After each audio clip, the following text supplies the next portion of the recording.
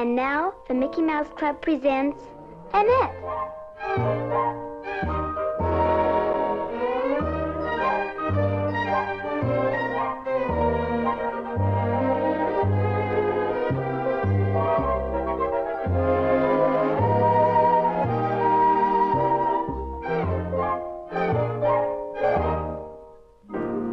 Today's episode, The Newcomer. Well, here's Ashford. That's where the McLeods live. I'm their housekeeper, and in all the years I've been with them, the postman never brought us anything like the letter that came this morning.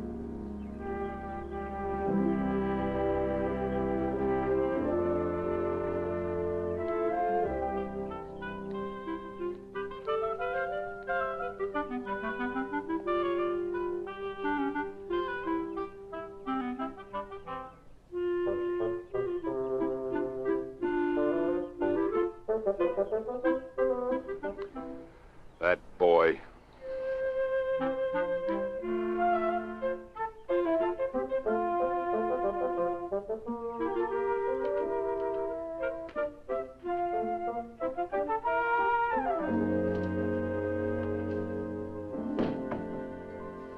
Katie, how long have we had that paper boy? About 2 years, why? 2 years, huh? Still doesn't know where the front porch is. Huh, guess he just doesn't care. My sister down yet? He should be right down. Breakfast is all ready.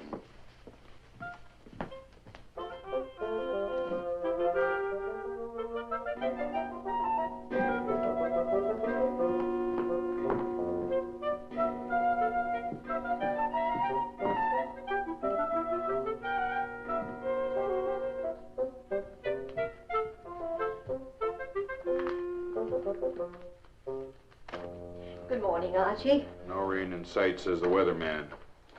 Did you sleep well? World in a nutshell. It's a neat trick if you can do it.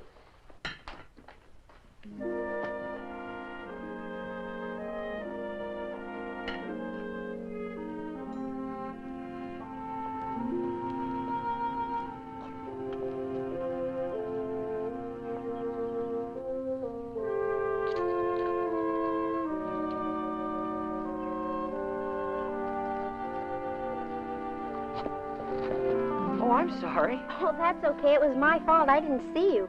That makes us even. I didn't see you either. Oh, could you tell me where this is? 149 Elm Street.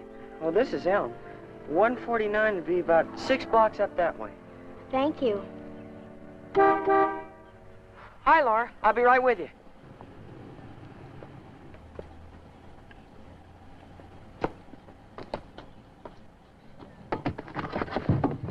Hi, Steve. Who's your country cousin? Don't tell me she's a kissing cousin. Oh, don't be silly. I never saw her before. She just wanted an address. Oh. Nothing but circulars and bills. Gas, telephone, water, light. Pretty dull. Where's my philosophical review? You know, they stopped publishing that. You were the last subscriber. Oh, that's right. I paid for it in advance, too. 5 years.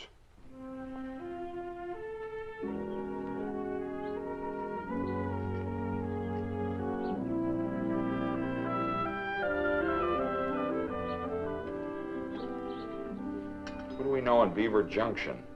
Never heard of it. Where is it? On Nebraska. In 10 days, if not delivered, return to Mrs. Bonnie Weems, Beaver Junction, Nebraska. Who's Bonnie Weems? Why don't you open it and see? Hmm? Oh, yes, of course. Katie, someone's at the door. You'll have to wait. Can't make popovers and answer the door at the same time. It's probably the cleaner. You better give them your gray suit. It needs pressing. Hello. Hello? You must be Uncle Archie. Uncle Archie? Who's uncle? Mine. I'm your niece, Annette. My niece? Well, yours and Aunt Lila's. Anything wrong, Archie? You must be Aunt Lila. I'm Annette. Annette? Look here, young lady, there must be some mistake. Well, this is 149 Elm Street, isn't it? Well, yes, of course it is. But And you're Mr. Archibald McLeod, aren't you? I certainly am, but we don't have a niece. Isn't that so, Lila? But I'm Annette McLeod. Say, you got Bonnie's letter, didn't you? Bonnie who? Bonnie Weems. Never heard of her. wait a minute, Archie. That letter from Nebraska. Oh, yes. Are you from Beaver Junction? That's right. My father was Bryce McLeod. Bryce's daughter. Well, what do you know? Your brother's little girl. Then this Bonnie Weems is your mother? Oh, no. Bonnie was Mama's nurse when I was born. She sort of took me in and raised me with her own kids when Mama died. We didn't even know Bryce was married. Ah, you must be tired after that long trip. Now, you come on upstairs. You can freshen up. Well, no, just a minute, Katie. It's all right, Archie. We'll talk about it later. Take her to the room next to mine, Katie. Thank you, Aunt Lila.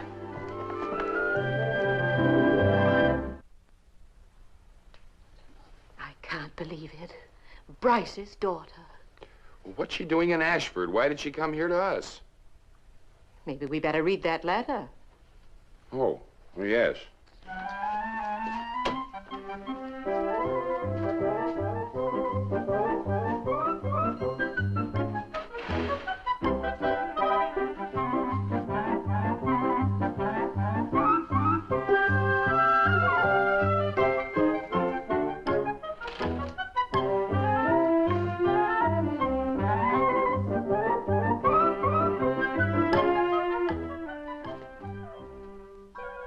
Pretty room.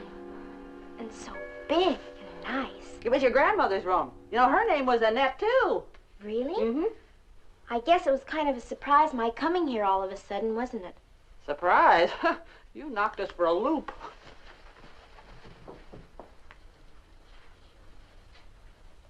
Why didn't they know about me, Miss Katie?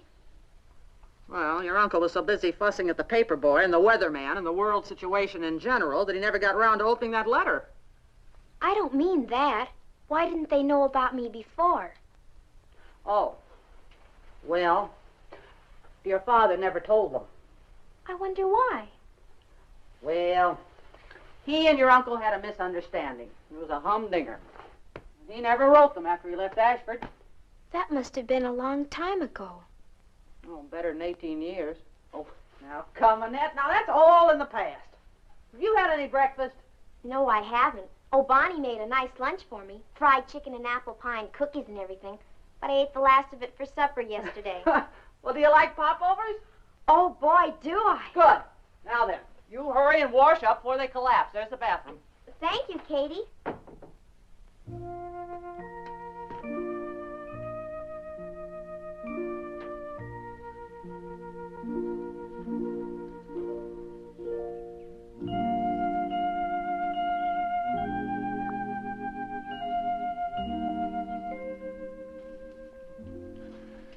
But I don't understand why this Bonnie Weems waited till now to get in touch with us. I'm afraid that was Bryce's fault, Archie. Apparently he didn't want us to know about the child. Why not? Well, you know how stubborn Bryce was. He never even wrote us. Well, then why does this woman tell us at this late date? Well, as she says, she's done the best she could for Annette. And now that she's growing up, she feels that her place should be with her kinfolk. A child in this house, it's impossible. But she's our brother's daughter, Archie. I know, but youngsters nowadays, what do we know about them? But this Mrs. Weems seems to feel that she should have the advantages that we can give her. Of course, but we must do our duty by her, but how can I work on my philosophical thesis with children swarming all over the house, radios blaring, television, records? Yes, it's a difficult situation, Archie. We're pretty set in our ways. Oh, I could let her browse through my books, and then that new set of encyclopedias just came. That's what I mean, Archie. Young people don't want to spend all their time reading books. They want friends their own age. We'd have to send her to school.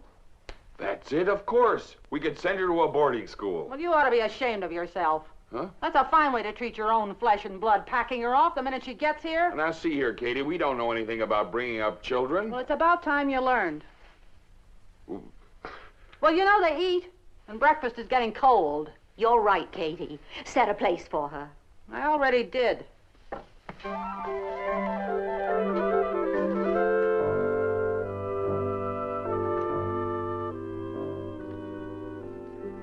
Something smells yummy.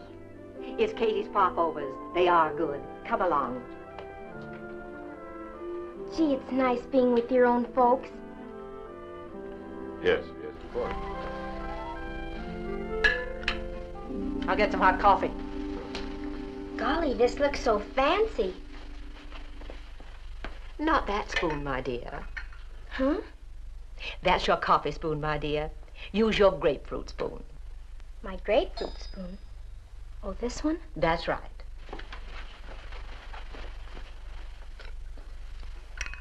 Do you take your coffee black? Oh, I don't drink coffee, Aunt Lila. Don't drink coffee. What do you drink? Milk. Oh, I should have known that. Well, don't stand there gawking. Bring the child some milk. Did you have a nice trip, my dear? Oh, it was thrilling. This is the first time I've ever been on a train, you know. Was that so? Well. Imagine that. Archie, you better see about Annette's luggage as soon as you finished your breakfast. Do you have your baggage checks? Oh, I don't have any baggage, Uncle Archie, except my suitcase. No trunk? Well, it's a good idea. I always say travel light and you save yourself and everybody else a lot of trouble. I'll have Katie help you unpack. Oh, don't bother, Aunt Lila. I haven't got much to unpack. There you are. Thank you. Oh, Miss Lila, the milkman was just here. I told him he'd better leave us an extra quart of milk every day from now on. Well, now, see here, Katie. Young people need plenty of milk to grow on. But she... All right, order what you need. Does this look good? I'm starved. Popovers. Oh, yummy. I have to admit, Katie has a knack with them. Flattery will do you no good. That faucet's still dripping. Call a plumber. What we need is new plumbing. Always agitating. Annette, don't hold your fork like that. I'm sorry. Katie, bring another glass of milk. Coming right up, Mr. Archie.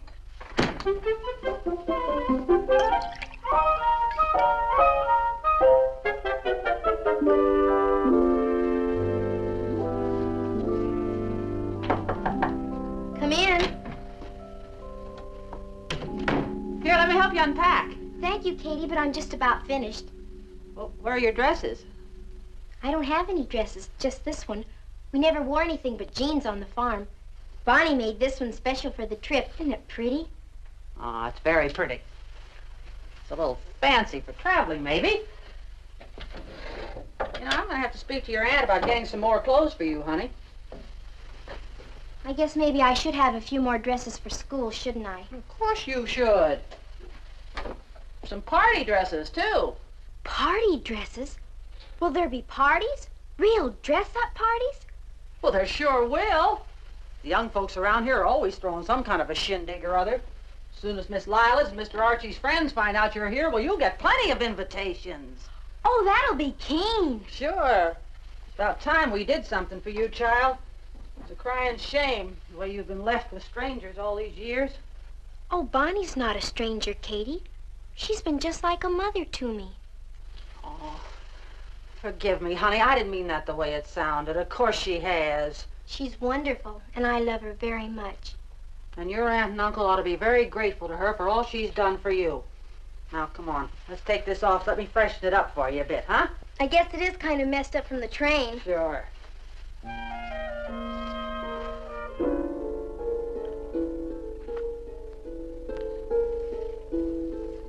Lila, for heaven's sake, stop pacing. Archie, I've been thinking, maybe we're being unfair to the child. After all, she's just a little country girl, timid, shy, maybe even a little frightened. What are you talking about?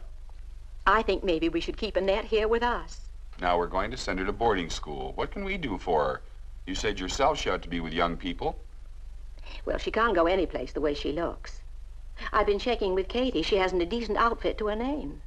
Clothes, that's all you women think about. Well, we can't send her to school in blue jeans. Maybe I ought to go downtown tomorrow and get her a few things. All right. Get her anything you think she needs. I wonder what girls wear in boarding school nowadays. Well, go to some smart shop. They'll be glad to help you. Now, my dear, do you mind if I get on with my work? She'll need a few wool dresses. And blouses and skirts and a few sweaters.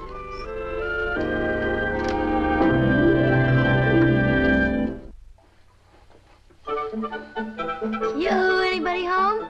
Come on in, Jet. Hi, Katie. Hi, say, you're a little late today, aren't you? Sure am. Had to help Pop fix up a pin for Queenie before we came to town. She had a new litter of pigs last night. We'd have been here sooner, but we had a blowout on the way in. Another one? Seems to me you folks better get yourselves some new tires. What we need's a new car, Katie. That beat-up old pickup truck of ours that's on its last legs. But Pop says we'll have to wait till the price of pork goes up. This is about the last of the broilers, but the fryers will be ready in another week. They're getting fat as potato bugs. Hey, what are you doing with the kid's dress? We got company, Jet. Miss Lyle and Mr. Archie's niece. Niece? Golly, I didn't know they had one. Neither did we till this morning. She dropped in on us out of a clear sky. No kidding. Where from? Seems she's been living on a farm somewhere in Nebraska ever since her mother and father died. What do you know? Just a little old country kid, huh? Yeah. She's a real nice child, Jet. She gonna live here? For good, I mean? Well, if I have anything to say about it, she is. So next week you'd better bring us an extra dozen eggs and another fryer. I'll say. If she's anything like me, she'll eat you right out of house and home. And you better get a stock of hamburger, too. You know kids, they sure go for burgers. That's a good idea, Jet. This is gonna be something, isn't it? What? A kid in this house. Yeah. Maybe shake us old fuddy-duddies out of the rut we're in. Maybe. Are you kidding? May I come in? Come in, Annette, come in. Hi. Hello. Jet, this is Annette. Annette, this is Jet Maypen. She brings us our eggs and chickens right fresh from the country. Do you live on a farm? Sure do, only out here we call it a ranch. I hear you're gonna be hanging around for a while. I'm gonna live with my aunt and uncle. No kidding, then you'll be going to school here. I guess so. Swell, what grade are you in? Well, I'll be a junior this year, but on account of my going to school in the country, I may. You sure will. They always put back country kids. Maybe you'll be in my room. I'll be a sophomore this year. Will we go to the same school? Sure, Old South High. It's only a couple of blocks from here. I come in on the bus every day. Gee, that sounds like fun. Yeah, it's a slick school. It's got a swell campus and a honey of a gym. Do you play basketball? No, I don't. There were always so many chores to be done around the farm. I never had much time for sports. You're telling me. Like Pop says, sports are okay till the cows have to be milked and the pigs fed. But between you and me, I manage to sneak in a game now and then. I'd love to try it sometime. Well, get yourself a gym outfit and come on out for practice. I'll show you a few pointers. Gee, that'll be great. Well, that looks better. Oh, thank you, Katie. Well, I guess I better be getting on my horse. Will I see you soon? If you're going to Old South, you'll see me Monday. Bye now. Bye. She's nice, isn't she? Quite a character, Jet. Quite a character. Well, don't you think you better get changed for dinner? Oh, sure.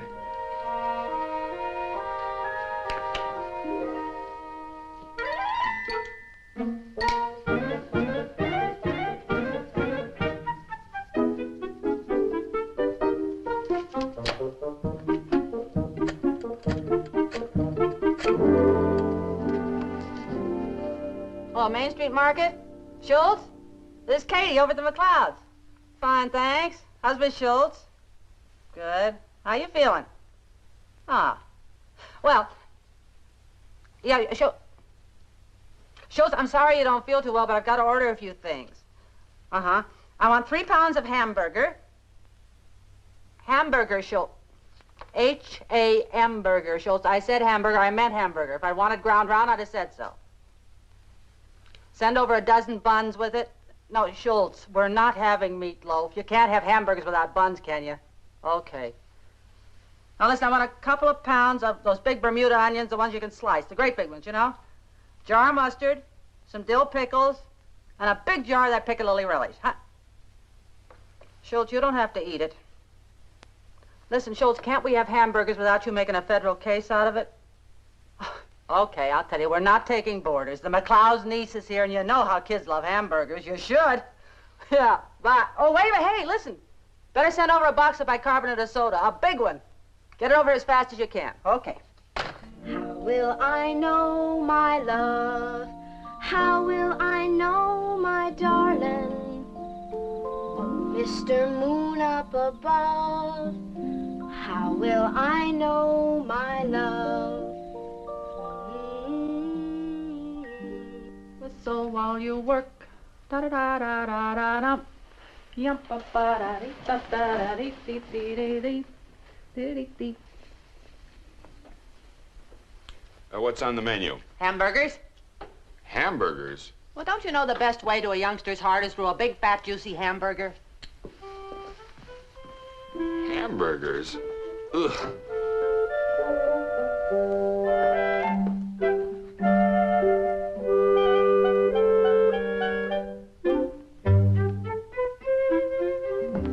Oh, Annette, did you have a nice rest? Oh, yes, Uncle Archie. And Katie pressed my dress and helped me fix my hair. Doesn't it look nice? Very nice. Very nice indeed. It's not very stylish, I guess, but Aunt Lila's going to take me to the beauty parlor tomorrow and have it cut and shaped. What for?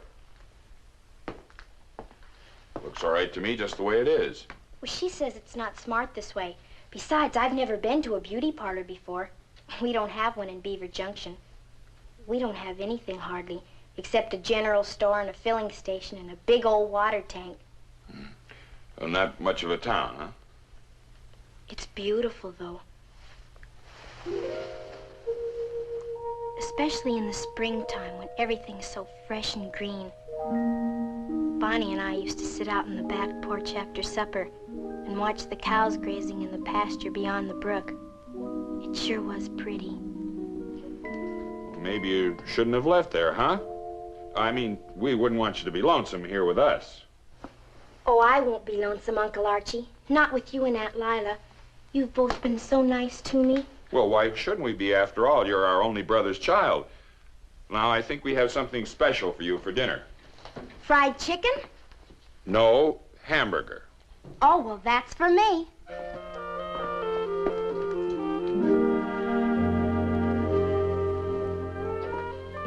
Well, is everyone hungry? Starved, Aunt Lila.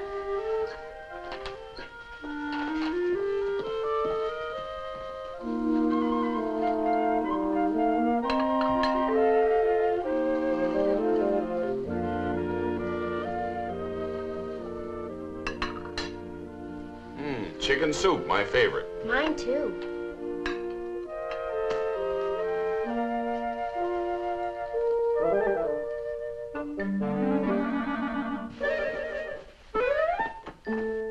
Katie tells me that you'll need some new things for school.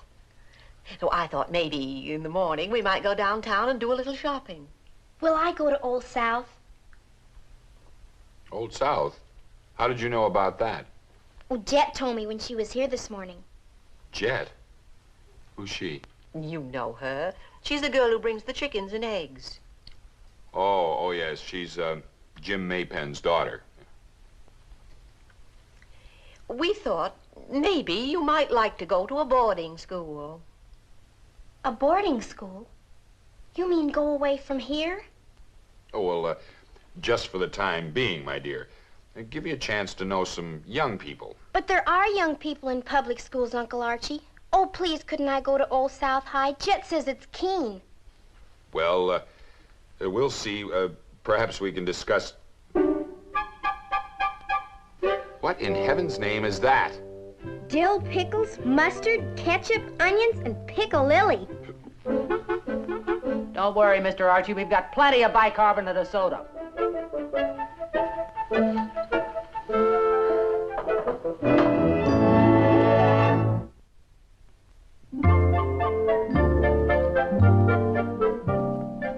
These new campus coordinates are simply fabulous for school. The girls just adore them. They come in a variety of styles and colors, and they're beautifully tailored, see? Very flattering to the figure. Well, not that you need to worry, my dear. Worn with a classic sweater, they will take you anywhere from early morning to the Saturday afternoon football games. Do you like the Ivy League look? Well, most of the younger girls do, you know. They're very smart. And with so much going on these days, all the school and social activities. Oh, thank you very much. Now, here's one of our new formals. It's from the Junior Fall collection. Isn't it stunning? Oh, it's beautiful. Most attractive. But I don't think my niece will be needing anything as formal as this. Could you show us some other school dresses? Of course.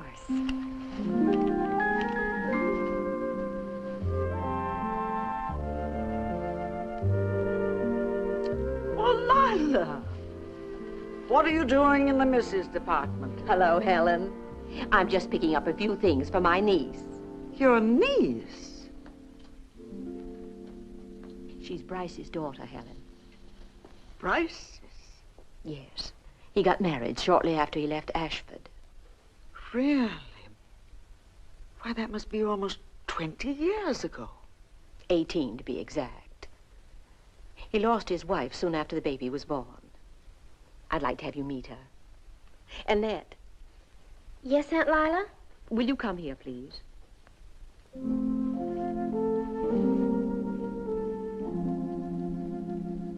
Annette, I'd like to have you meet my good friend, Mrs. Abernathy. Helen, this is Annette. How do you do? How do you do, Annette? I'm delighted to meet you. I knew your father well. A fine man, my dear.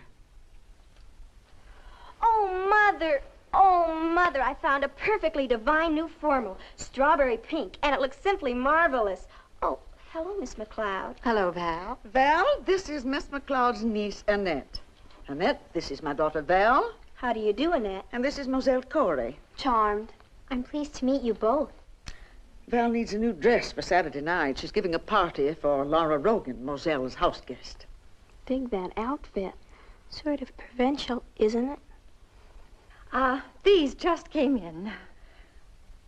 Lila, what about Annette coming to Val's party? We'd just love to have her. Well, I think that would be nice. That's very sweet of you, Helen. Well, wonderful. It'll give her a chance to meet Val's friends. I'll send Stephen for you. He's my son, and a very handsome young man, if I do say so myself. Well, the girls are going to hate you.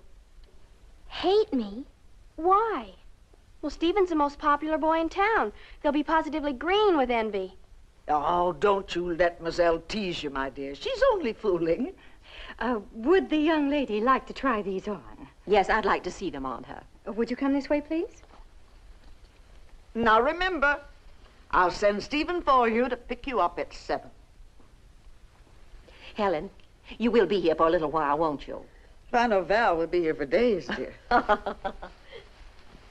Mother, how could you do a thing like that? Like what, dear? Tell her that Stephen would bring her to the party. Well, why not? She's rather pretty in a quaint sort of way. But you know he's bringing Laura. Oh, yes, I suppose he is. Well, I'll get one of the other boys to pick her up. Olmsted Ware, maybe. Steady Ware? Oh, no, not that. That child? Nonsense. Olmsted must be almost 15, and he's a very nice boy. But he's just an infant. Can't be a day over 14 and a half. Oh, and you're a mature woman of almost 16. My, aren't we growing up fast? Oh, come on, dear. Let's get this dress question settled. Did you do buy out the store? We just about did. Aunt Lila bought me so many beautiful things. Too many, I'm afraid. They're so expensive. We ran into Helen Abernathy in the dress shop. She's invited Annette to a party, so I had to get a few extra things. Isn't it exciting, Uncle Archie, being invited to a real formal party? Certainly is. Certainly is. Fine woman, Helen Abernathy. One of the oldest families in Ashford. I'm going with their son, Stephen. Oh, I've just got to tell Katie about this. Poor child. She's just in a dither about going to the party. Well, I can't say as I blame her. I used to be in a dither myself when I was a young man. Remember, I used to dance all night. Archie, I've been thinking maybe we ought to let her go to school here in town. Oh, now, we're not going to go all through that again. Val and Moselle go to Old South. Oh, little chatterboxes. She'll meet all the young people at the party. And going with Stephen will start her off on the right foot. Young whippersnapper. She's so eager to go to Old South, I just haven't got the heart to send her away to boarding school. You're getting soft in your old age, huh? Well, I guess it wouldn't hurt to let her go for a little while. Maybe for one semester. Yeah, that's not a bad idea. I'll go and call Helen and find out what to do about getting her entered. You do that. Yes. School starts Monday, I believe. I'll get right on it. Sure is a honey of a car. Packs a real wallop, too. Want to trade me? Oh, no, you don't. Took me a whole summer to hop up old Oscar. You're cute, Stevie. You're pretty sharp yourself, Laura. Oh, you goon, you've made me late for my hair appointment. Okay, baby, I can take a hint. What time do you want me to pick you up for the party Saturday night? Stevie, aren't I going to see you before Saturday? Anytime you say. Why don't you pick me up a little early? The party is in my honor, you know.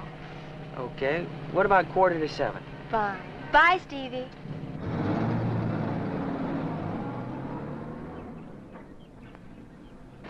Hey, Steve! Good catch, Drew. If you don't be careful, you're gonna make that first string yet. I sure hope so. How would you like to get together with the gang tonight for a little bowling? Sorry, Drew. I got a date. Oh, I don't blame you. Oh, I'll be seeing you. Steve, darling, bring the rest of the packages in for us, will you? You women spend more money on clothes than the government's got stored in the vaults at Fort Knox. You don't do so bad yourself, brother dear.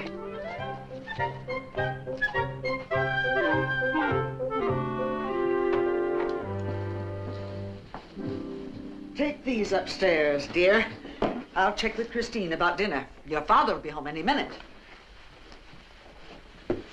Stephen, you are bringing Laura to the party, aren't you? That's top secret, Junior. Oh, I'm serious, Steve.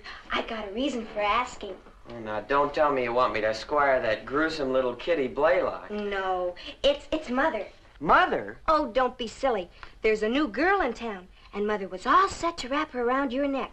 But I told her. Now, look, young lady, don't you go butting into my affairs. New girl, huh? What's she like? Oh, she's not bad looking. She's Lila McLeod's niece. I didn't know the McLeods had any nieces. Seems she's been parked on a farm somewhere in the Middle West, and she's not a bit sophisticated, if you know what I mean. I get you. Well, I'd love to accommodate Mother, but I have asked Laura. That's what I told Mother, and now she's going to send that repulsive little Steady Ware for her instead. Steady? Good deal. He's a barrel of fun. A barrel of corny jokes. Oh, Annette, I have good news for you. Your aunt and I have decided to let you go to Old South High School. Oh, Uncle Archie, you're an angel. Oh, well, that's fine. Run along. Take your party finery upstairs.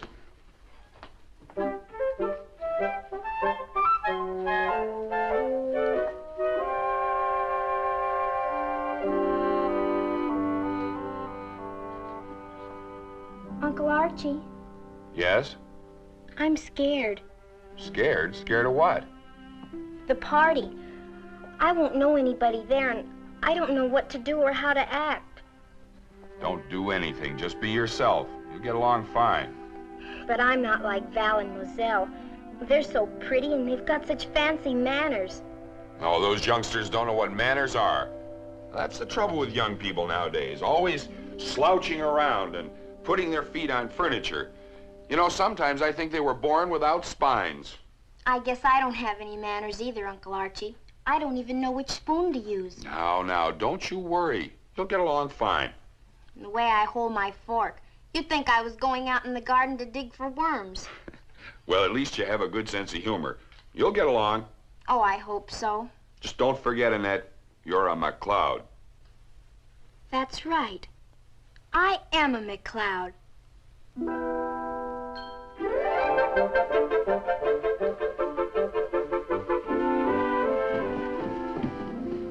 Stevie, darling, where are you off to now? Well, I promised Laura I'd pick her up at 6:45 sharp. Oh, my goodness. What's the matter? Oh, dear. I must be getting old. I forgot all about it until this very minute. Come now, Mother. You couldn't be aging that fast. Oh, Stephen, darling, do me a favor, will you? Call up Lila McLeod and tell her that I'm sending Olmsted Ware for her niece instead of you. Oh, I've got to see about the ice cream for the party. No, you don't, sweetheart. I'm not running interference for you. Oh, Stevie, darling, be a lamb and do it for me, will you? After all, you are the diplomat of the family. Okay, Mom, you don't have to stoop to flattery. I knew you'd do it, dear. Oh, I don't know what I'd do without you.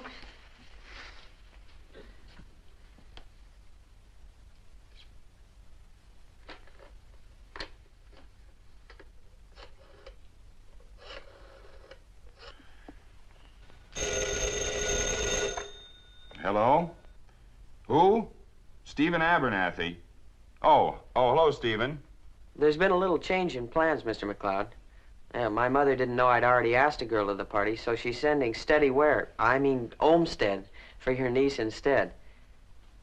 Mother said to tell you she's sorry she didn't let you know before, but, well, she's been so busy that she completely forgot. He ought to be there any time now. You'll tell her? Thanks. Bye, Mr. McLeod. Bye. Olmsted Ware. Which one is he? Must be Ware's grandson. Don't seem to remember. Katie, the front door.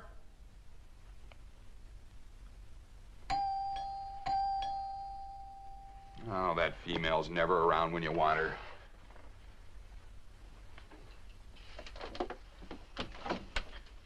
For Miss Annette McLeod. What's this? What does it look like? It ain't broccoli.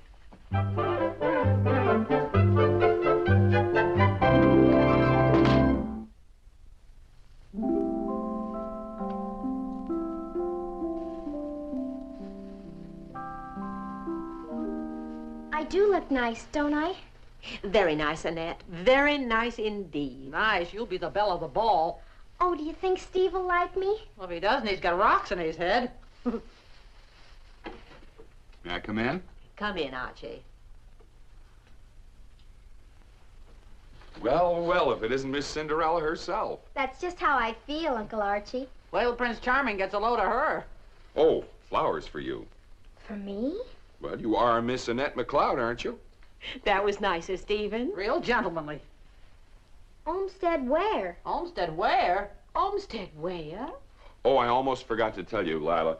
Stephen phoned and said that he had another date, so his mother is going to send Olmsted Ware. Oh, it's ridiculous sending this Olmsted where. Why, he can't be more than a child. It's only 2 or 3 years ago that he ran into me on his scooter. Lila, I'm afraid we forget that young people have a way of growing up. I suppose so.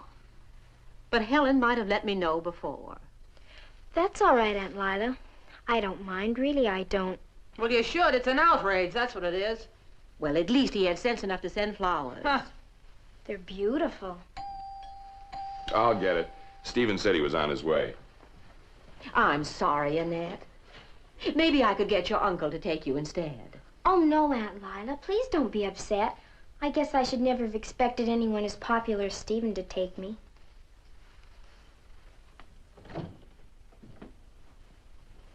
Hi. Well, you must be Olmsted Ware. In person, but just call me Steady. That's what everyone calls me, except the teachers at school. Pop when he's mad. Old Stevie's mom got things fouled up, so I was elected to drag your niece to the party. Drag? Now, see here, young man. That's just a figure of speech, Mr. McLeod. Think nothing of it. She ready?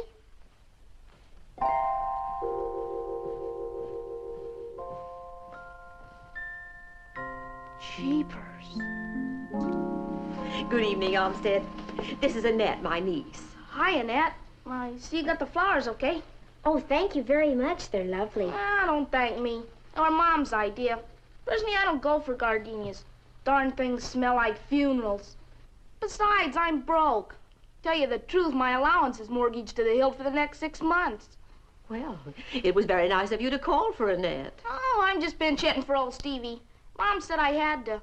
She's a friend of Mrs. Abernathy's. They cooked this deal up between them. Really, Olmsted? Oh, I don't mind. As a matter of fact, I'm kind of nervous myself. This is my first date at a grown-up brawl. Brawl? Oh, you know how it is. Well, shall we shove off? Don't want to be late. Might miss something. See ya.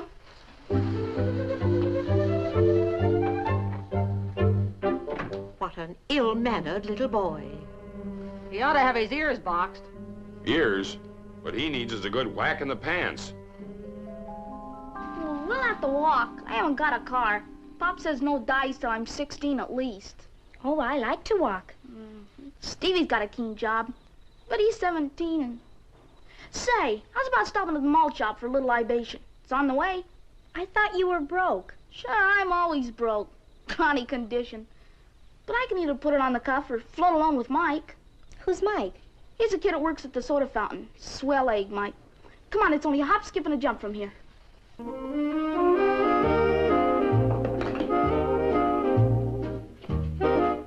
Here you go.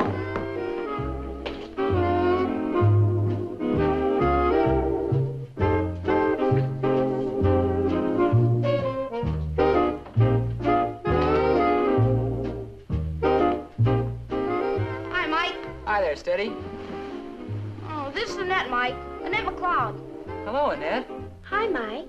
Say, you're new around here, aren't you? She's Mr. McLeod's niece. Oh, I didn't think I'd seen you around here before. Oh, I've only been here a few days. I'm taking her to Val's party. Hey, aren't you going? Nope. How come? Wasn't invited. Oh, sorry. Say, how's about a couple of root beer floats? Okay. 2 root beer floats coming up. Oh, better make mine a chocolate malt and bear down on the chocolate. You better watch those calories, boy. I need energy. Why wasn't he invited to the party? He doesn't go with our crowd. Oh. I guess he could if he wanted to, but he's always so darn busy. Working and studying, helping his father on the ranch. He lives on a ranch? Yeah, out on Highway 26, right close to the Maypens. Jet Maypen? Do you know Jet? I met her the other day. She brought us some chickens and eggs. Yeah, she brings everybody chickens and eggs. Regular old chicken and egg woman. I liked her a lot. Will she be at the party? Jet? Heck no. You going to school here this fall? I start at Old South next Monday. Good deal. The old ivy-covered halls are right across the street. Yeah, and this is our official hangout. You're gonna like Old South. It's a mighty fine school and a nice bunch of kids. Ah, who likes school? Now, don't be bitter. Steady tells me you're a senior. That's right. This is my last year. Hey, it's after 7. We better get moving. What's the bad news? 55 cents. 55 cents? How come? 20 cents for the root beer float, 35 for the malt. 35 cents for one measly malt? They've gone up a nickel. Oh, for crying out loud, what are these guys trying to do, bankrupt me? I seem to have forgotten my wallet. Okay, Steady. I'll put it on your account. Thanks, Mike. You're a real pal. I am a little short. Okay, let's go. Well, have a nice time. I'm sorry you're not coming with us, Mike. So am I. You haven't got time to sit around here yapping. Goodbye, Mike. Goodbye, Annette, and I hope to see you again. So do I. For Pete's sake, you're both going to the same school, aren't you? Come on.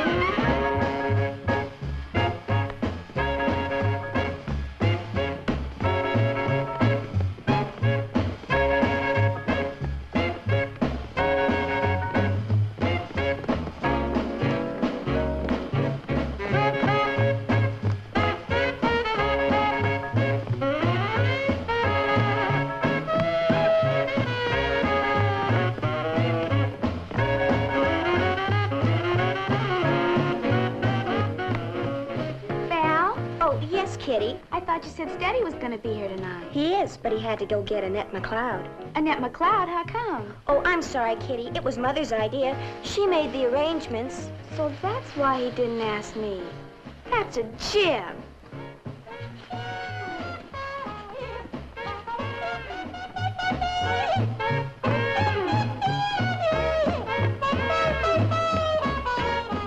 Oh, where's Steve? He went to get Laura. Lucky dog. Envy will get you no place. Huh. Fat chance any of us guys got with Steve in their pitching. I wonder what happened to Steady and Annette. They should have been here by now. Oh, don't worry about old Steady. Probably stopped off at the malt shop to get a little nourishment to tide him over.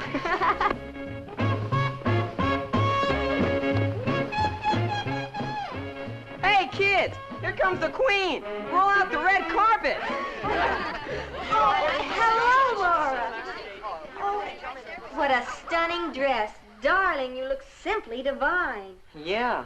Here, let me park the rabbit for you. Oh, silly boy, that happens to be Ermine, not Rabbit. Well, well, what do you know? A little old Ermine. Poor guy. How his wife and children must miss him. I do hope we're not late, Val. Oh, no, we were just going to play some games.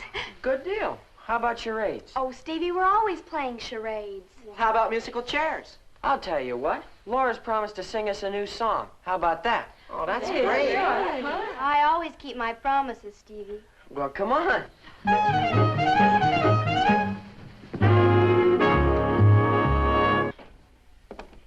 are you going to play? We're going to play reading, writing, and rhythm. Hey,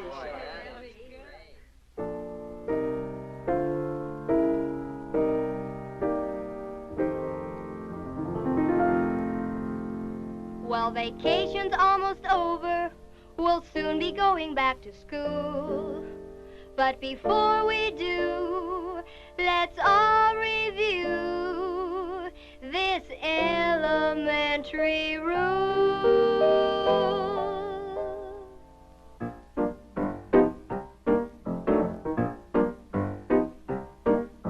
Reading, writing, and rhythm, they're the 3 R's today.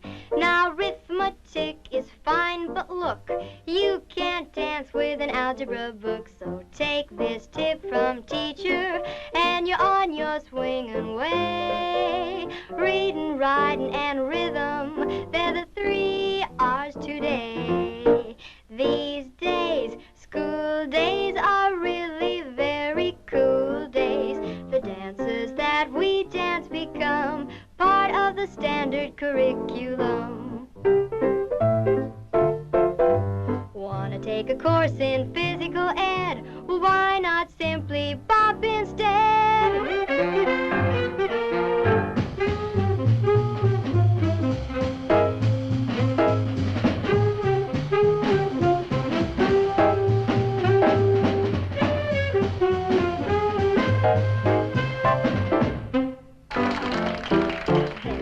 Charleston, my oh me, it's a course in ancient history.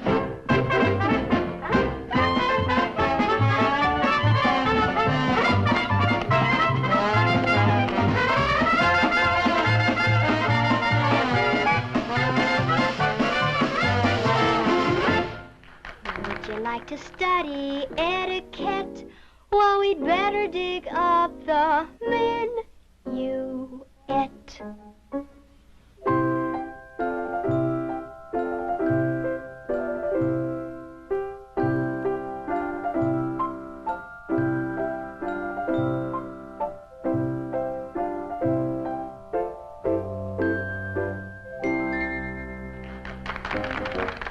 Want a course in Latin, American affairs, do the mambo, forget your cares.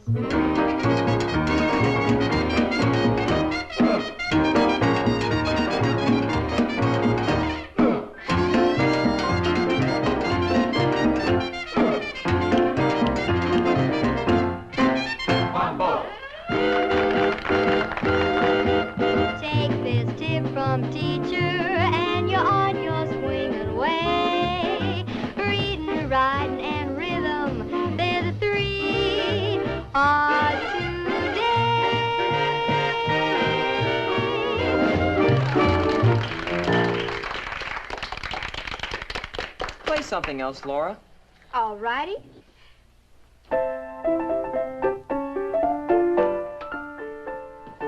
Hi.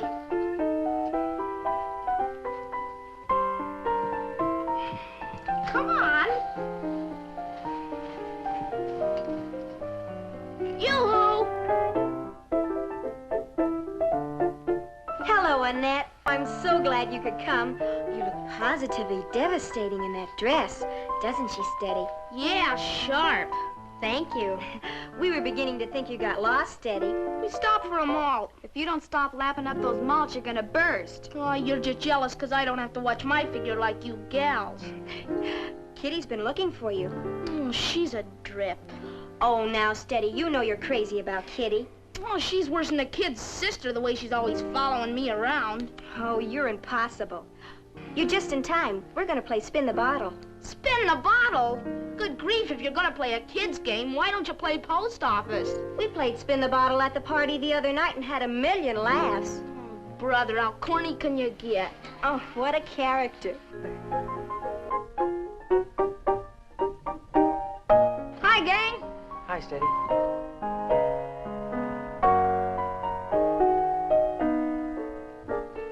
Hello. Hello. Say, haven't we met someplace before? Mm-hmm. The other day when I first arrived. Oh, yeah, that's right. You were looking for an address on Elm. I take it you found it all right. It was my aunt and uncle's address. I'm Annette McLeod. So you're Annette McLeod. Well, I guess I owe you an apology. What for? For standing you up. I'm Steve Abernathy. Oh, I'm pleased to meet you again, Steve. Then you accept my apology? It wasn't your fault. Well, remind me never to do it again, will you? Come on in, I'll introduce you to the gang. Kids, I want you to meet a friend of mine. This is Annette McLeod, a recent and I might add most attractive addition to our fair city.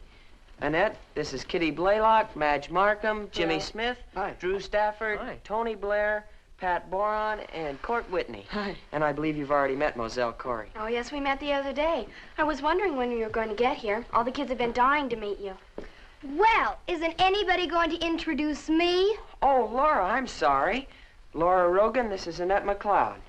Oh, yes, the country cousin. I understand you're from Gopher Junction. It's Beaver Junction. Gopher, beaver, weasel. I knew it was some kind of a rodent. Oh, come now, Laura. A weasel's not a rodent. Oh, Stevie, you're so cute. You know I don't know anything about botany. You mean zoology, don't you? Stephen, must you get technical? Well, what are we waiting for? I thought we were going to play Spin the Bottle. We are. Here's the bottle. Okay, everybody get their number. All right, now let's all adjourn to the patio. Come on. Wait, let me have you. You know how to play, don't you? I'm not sure. We used to play back home when we were little, but I've sort of forgotten. Oh, there's nothing to it. We sit around in a circle, and the leader spins the bottle and calls a number. The one whose number's called has to stop the bottle before it stops spinning, or else he pays a forfeit. Oh, now I remember. Come on. All right, all set? All right, and I'm it. Okay, let's go. Okay, ready? Number 16, come and get it. Oh, that's me. You goofed. Forfeit. All right, so I have to pay a forfeit. What'll it be? How about that necklace? Oh, trust you to pick the most expensive thing I've got. Daddy bought it to me from Paris last year for my birthday. Hey, it looks like the real McCoy. Well, of course it's the real thing. What did you think it was? Costume jewelry? Okay, so it's 14 karat solid gold. I'll just put it on the piano till we're ready to pay off. Okay, you're it. 17.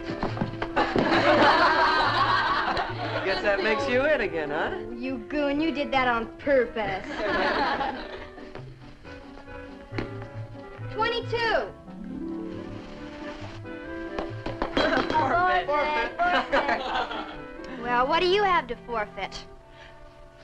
I don't know. Oh, don't be naive. Anything will do. It doesn't matter. A necklace, a bracelet. Oh, you don't have any jewelry, do you? How about her corsage, Laura? Oh, yes, I'm sorry, I didn't notice. Well, that'll be fine. Just set it there on the piano next to my necklace. Here, let me get it. Now you're it. Well, what are you waiting for? Spin the bottle.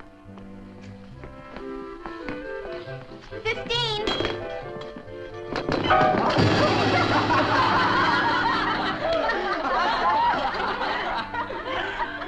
Aha, big joke. Big joke.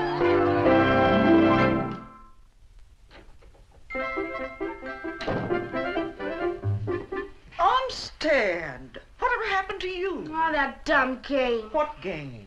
Oh, there ought to be a law against such slippery floors. I could have knocked my teeth down my throat. Olmsted, whatever are you talking about? Oh, that dumb game we've been playing, spin the bottle. I tripped and did a header. Oh, I'm so sorry. It's beginning to swell. I hope you aren't going to have a black eye. You wait. I'll get a piece of steak and... I haven't got time now. I'll eat it later. We're gonna redeem our forfeits, and I gotta get my shoes back before I wreck my socks. Poor Olmsted, you always manage to get into trouble. All right, kids, let's go. I'm ready. Quiet. Silence in the courtroom. Is everybody ready to redeem their forfeits? Yeah. Sure. Here's the cards. Okay, Val, you draw the numbers. First number, 16. Will number 16 please step forward? Oh, so you're number 16. Let me see. Your forfeit was... Ah, yes. Okay, Drew. Heavy, heavy hangs over your head. Fine or superfine? Superfine. What shall she do to redeem it? She'll sing reading, writing, and rhythm again. Oh, you wretch.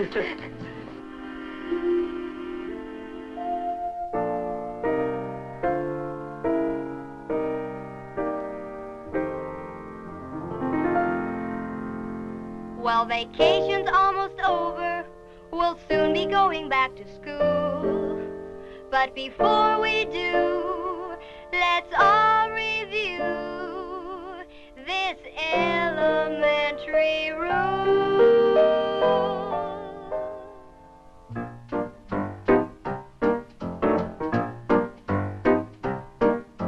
Reading, writing, and rhythm, they're the three. Cute song. Today.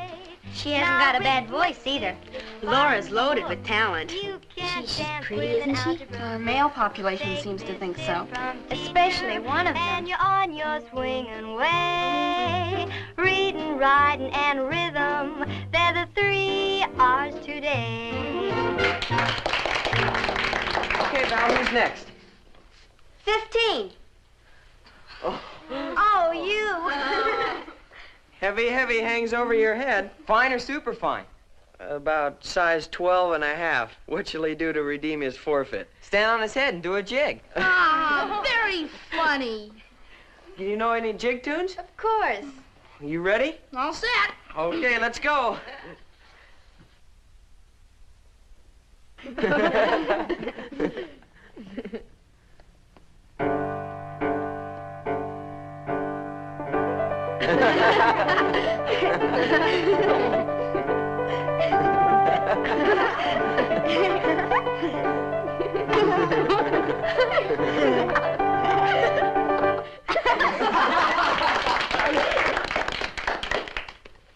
Boy, that sure made me hungry. When do we eat? Oh, don't you ever think of anything but food? Who's next? 22. Well, 22, isn't that you? Oh, it is. Well, go on, don't be bashful.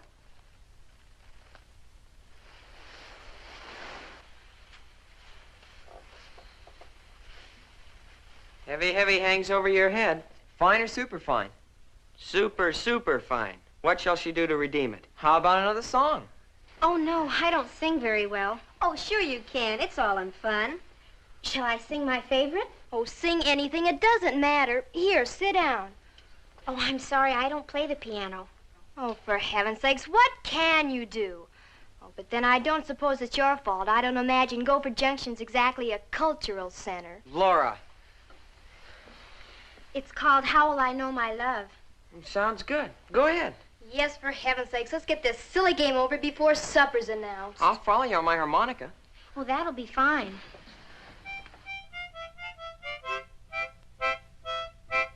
How will I know my love? How will I know my darling? How corny can you get? Laura, please. Sign. How will I know he's mine? How will I know my love? When he Come on, everybody, soup's on. Pinewood. There's a lot of the class. Oh, Me too fine in. Thank goodness supper was announced, so we didn't have to listen to any more of that dull song she was trying to sing. I'll get you something to eat.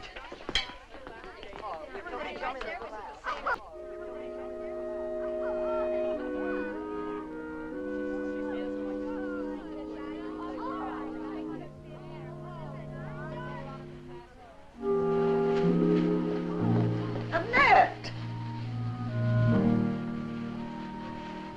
Well, where are you going, dear? Well, I was just... Oh, you better go on out there before everything's gone.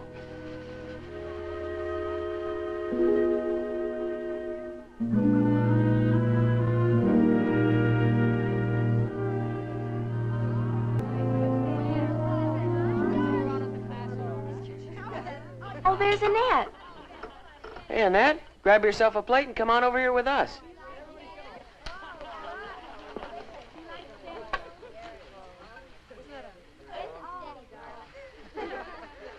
Oh, I'll take care of your coat for you. Thank you.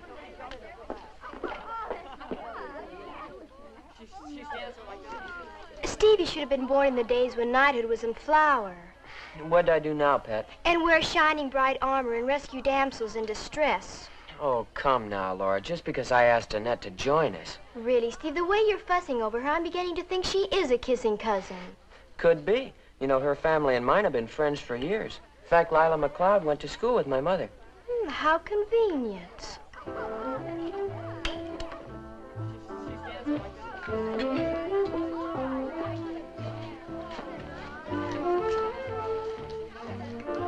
Sit here, Annette.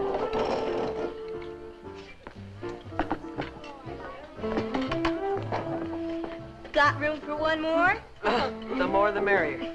I'll get another chair.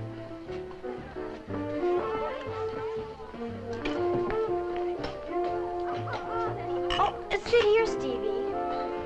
We were just talking about you. Yes, I know.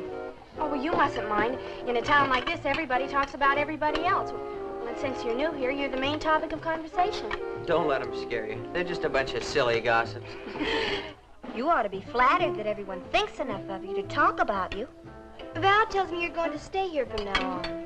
I'm living with my aunt and uncle. I'll be going to Old South High. Well, so's Laura. Really? I thought you were just visiting here. Yes, in a way. My mother and father are touring Europe for a couple of months, so I'm going to stay for the fall semester. Isn't that thrilling? We'll all have simply loads of fun together.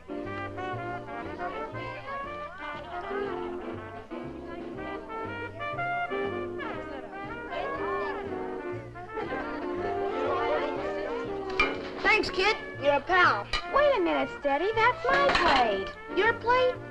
Gee. And here I thought you were being a good sport and bringing me a second helping. Well... Atta girl. Now go get yourself some more. Gee, Steady, that's not fair. You better get in there before everything's all gone. Gosh, first you stand me up and bring another girl to the party, and then you eat my supper. Now, wait a minute. I never stood you up. I didn't ask you to go in the first place. Besides, I told you it was all Mrs. Abernathy's idea. Was it honestly, Steady? Sure it was. I was trapped. What could I do? Now, be a good kid and go get yourself some more. And bring me some ice cream cake. Sure, Steady. I'll be right back. What grade are you in, Annette? The 10th, I think. You think? Don't you know? Well, I'll have to see the principal to find out for sure. I've been going to a country school. I've been going to a private school. We're way ahead of the public schools. I'll be in your room, won't I, Stevie? Yeah, I guess so. How about some ice cream cake? I'd love some. I'll get it for you, Laura. Let me. Just a tiny bit, please. I'll get it. Laura, you're wonderful. How do you do it? Do what? You know what. You've got every boy in town jumping through hoops. We sure wish we had your technique. That's my secret, darling. Here you are. Oh, you don't expect poor little old me to eat all that. Here, Val, you take this. And you keep that one, Stevie. Oh, Drew, be a lamb and get a couple more for yourself and Moselle. Oh, sure thing. And Jimmy, would you please be a dear and take the plates? Okay. Oh, sorry. Here, Annette, you take this one. I'll get another one. Oh! How clumsy of me. Come on, Stevie, let's dance.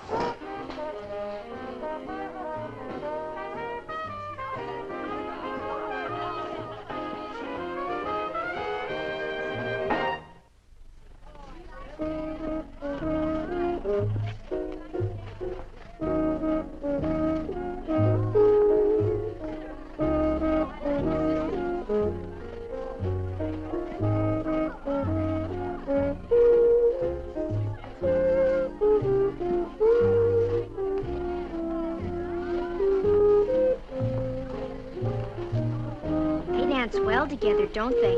Huh? Oh, yeah, a real gruesome twosome. Steve's nice. Yeah.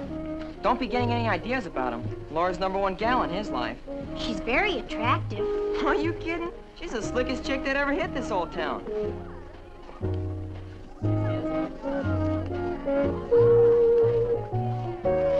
Hey, come on, let's pep up this party. Change the record.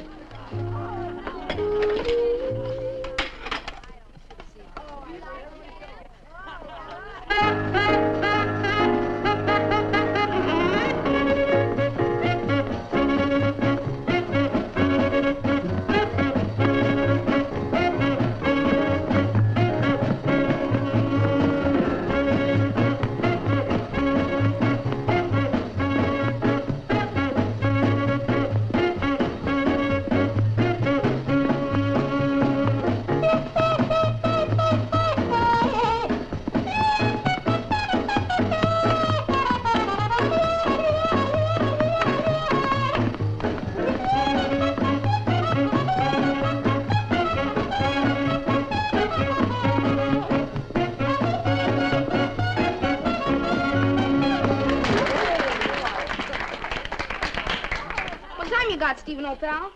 It's exactly 10 to 12. 10 to 12? Holy cats, I gotta get on my horse. I suppose I'll have to take Annette home? I suppose you will. Good night. Come on, Annette. It's time to shove off. What's the rush? I promised Mom I'd be in by 12. And you know Mom, real curfew keeper. Gee, it's a shame you can't stay later. The fun was just starting. I'm sorry, too. It's been wonderful. Come on, I'll get your coat. Good night, Annette. Good night, Drew. It was swell having you, Annette. Good night. Good night, Steve. Laura, good night. I'll show you to the door. It's too bad she had to leave so early. Oh, come now, Stevie. Let's not get maudlin over little orphan Annie. You women, you're all alike. Well, let's go get some punch. You go ahead. I want to get my necklace before I forget it.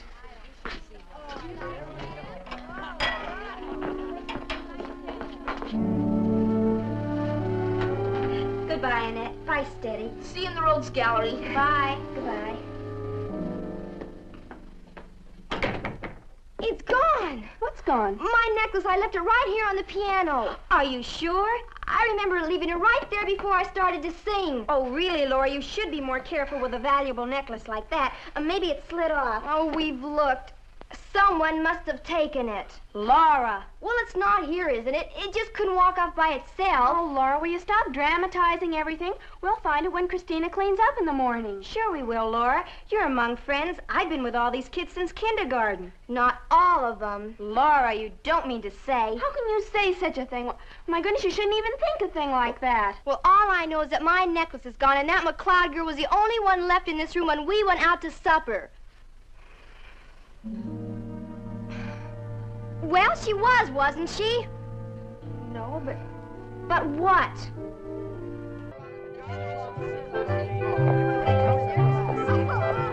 It's kind of fun being back at school again, isn't it? I'll say. What happened to Laura? Oh, she wanted to see Stevie about something. Oh.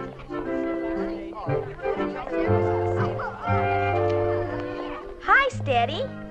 What do you want? Well, you don't have to yell at me. What room are you going to be in this year? Same as last year. I forgot. You didn't pass, did you? Well, you don't have to rub it in. I didn't mean to hurt your feelings. Well, watch it. Hey, Steve! Want to throw some baskets at noon? Sure, I'd like to.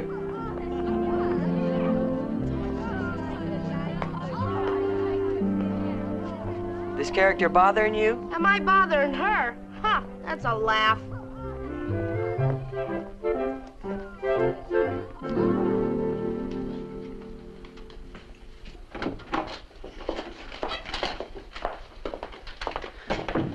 Hi there. Welcome to Old South. It's nice to be here. How'd you make out? I got put back all right. It figured. Oh, it wasn't his fault, though. There wasn't much he could do about it. My grades were okay. It was just a question of the proper subjects. What, no Mecca Paravastella? What did you say? That's Latin for twinkle, twinkle, little star. Oh, I never took Latin back home, or algebra either. Oh, that's too bad. Mr. DeCure says if I work hard and get good grades this year, I can probably catch up by next fall. Good deal. If you get in a bind, call me. I'll be glad to help you. Thanks, I'll probably need it. Oh, Stephen, I've been looking all over for you. If you'll excuse us, I have something I have to take up with Stephen. Hi, Annette. Hi, Jet. A real stinker, isn't she? Why, Jet. Oh, she's not fooling me any. You don't like her, do you? Do you? Well, I don't think she likes me very much. Natch. She's jealous of you. Jealous of me? Laura? Take a tip from an old cowhand. Keep out of her way. Say, how'd you make out with Mr. DeCure? He mow you down? On account of Latin and algebra. Well, like Pop always says, a fella might just as well be philosophical about his troubles. Griping and moaning around like an old setting hen will never get you anywhere. You sound just like Bonnie. Bonnie? My foster mother. Oh, I see you got your lunch. How's about you and me going and putting on the feed bag together? I'd love to. Come on, we'll go find your locker.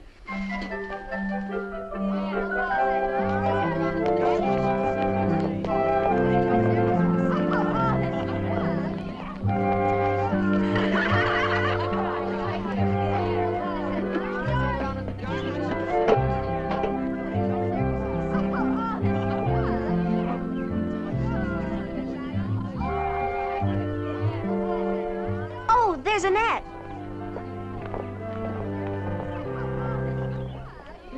I'll go get her. Ask her to eat lunch with us. You'd ask that Mapin girl, too? You mean Jet? Well, they're together, aren't they? So what? Jet's a good kid. Well, if you ask me, they'd probably prefer being by themselves. They're both country girls and they've no doubt got a lot of things in common. Maybe you'd rather eat with them instead of me. Maybe we should. Not me. You go ahead if you want to. Oh, Jet, they're real nice. Sure, so am I. We just don't happen to mix, that's all. Well, make up your mind. If you're gonna eat with me, come on.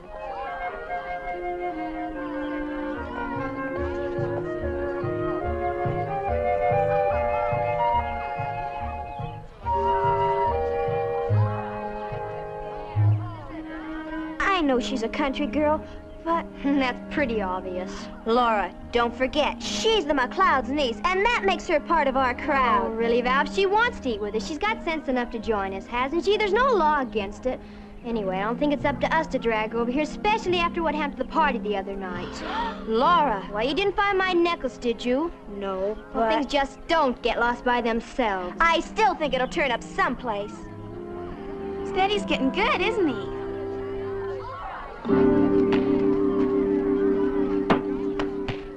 Good shot, Steady. Gee whiz, I've been practicing all summer. Well, keep up the good work and you'll make the team. You know something? I was wrong about his eyes. They're not green. They're blue. Dark blue. Whose? Stephen's. No, they're not. They're hazel. He sure is a dreamboat. Jet, don't tell me you've got a crush on him. Oh, he doesn't even know I exist. I only see him on the playground and here in the corridors, and once in a while over at the malt shop. Don't you deliver chickens and eggs to his folks? Nope, they got a ranch of their own out near our place. Oh.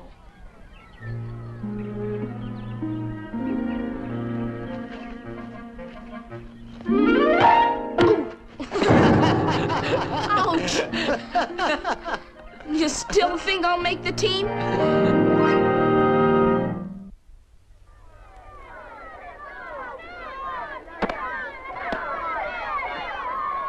Say, you kind of like him too, don't you? Come on, Jet, let's go over to the malt shop. Good deal.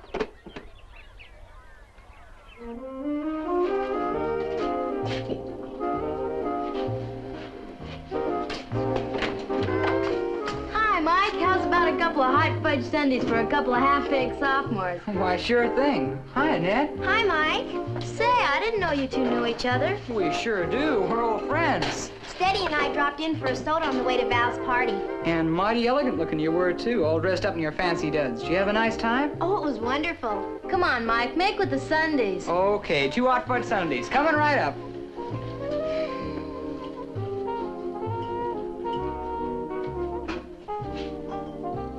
Mike's a senior. I know. He's a good egg. He lives out near us. We come in on the same bus. Yeah, he told me. Say, you're sharper than I thought you were. I suppose he told you he's going to college, too, when he graduates. No, we didn't get around to that. How come? How come what? Seems you told Annette the story of your life, but you forgot to mention the most important part. Don't tell me I forgot to tell you you're one of the prettiest girls at school. Say, since when are you making with the sweet talk? Jet tells me you're going to college when you graduate. I sure am. That is if I can rustle up enough dishes to wash to pay my way through. Then he's gonna spoil it all by coming back here to hang out his shingle. Are you gonna be a lawyer? I hope. Sounds like a dumb idea to me. Being a lawyer? No, coming back here to Ashford to practice. Well, what's wrong with Ashford? Nothing's wrong with Ashford. It's just some of the people. I think they're pretty regular. I think Mike's right. Uh-oh, here comes the howling mob. Hi, kids. Hi. Let's get that table over there. Get away from the crowd.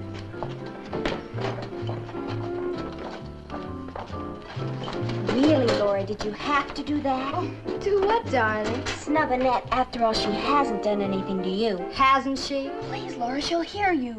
Well, maybe it might be just as well to bring it out into the open. No, Laura, please, not here. Well, kids, what'll it be? Well, I'll have a limeade. I'll have a banana split, root beer float. Coming right up. Come on, let's finish this and get out of here.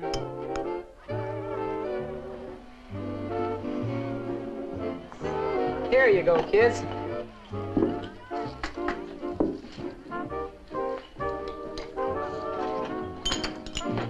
Hi, gang.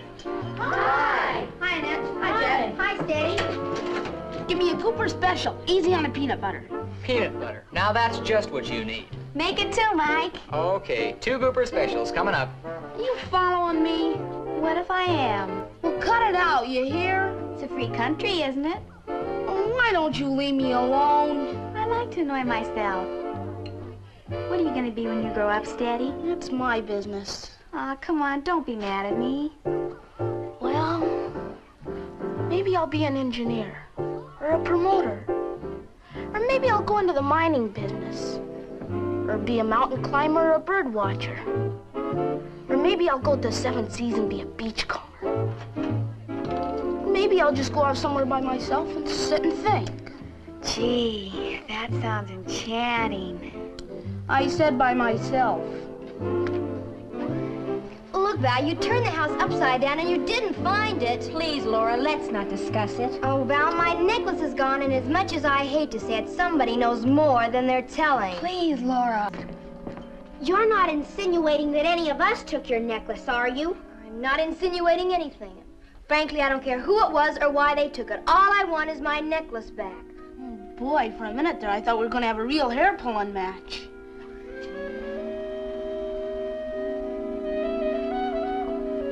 Come on, Jet, let's get out of here and get some fresh air.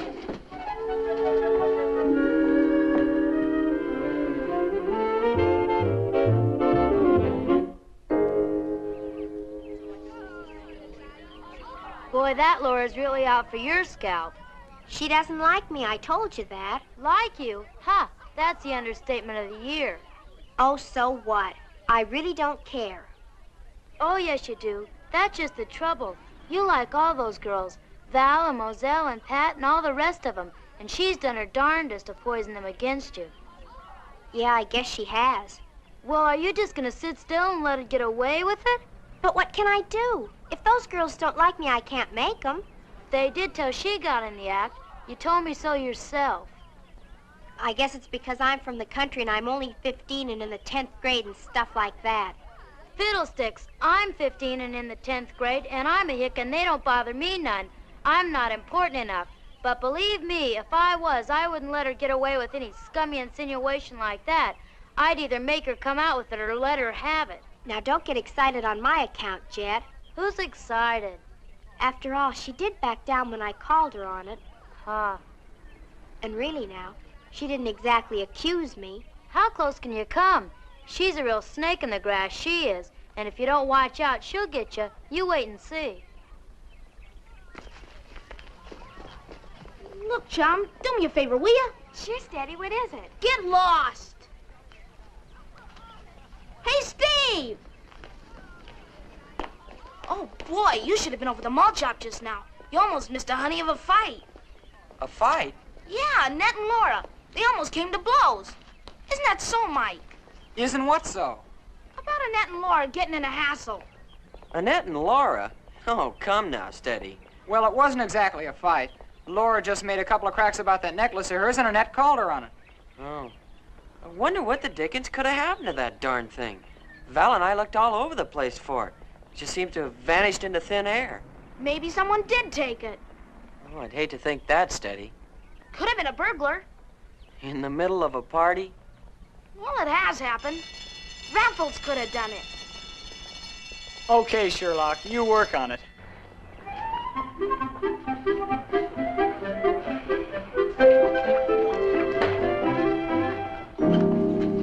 Oh, Annette, just a minute. I want to talk to you. Will you excuse us? Sure, I don't mind. About what happened over... You mean over at the malt shop? Please don't let Laura upset you. She doesn't really mean things the way they sound. She meant it all right, Val. She's convinced that someone took her necklace. Yes, I guess she is.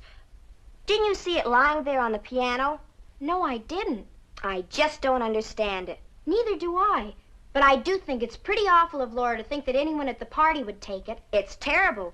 You just don't accuse your friends of being thieves. Uh-oh.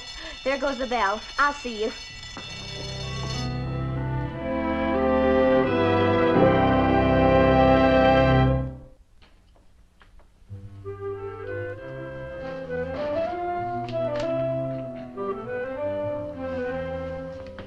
Dinner's ready, Mr. Archie. Oh, good. I'll call Annette and Lila. I've already called them.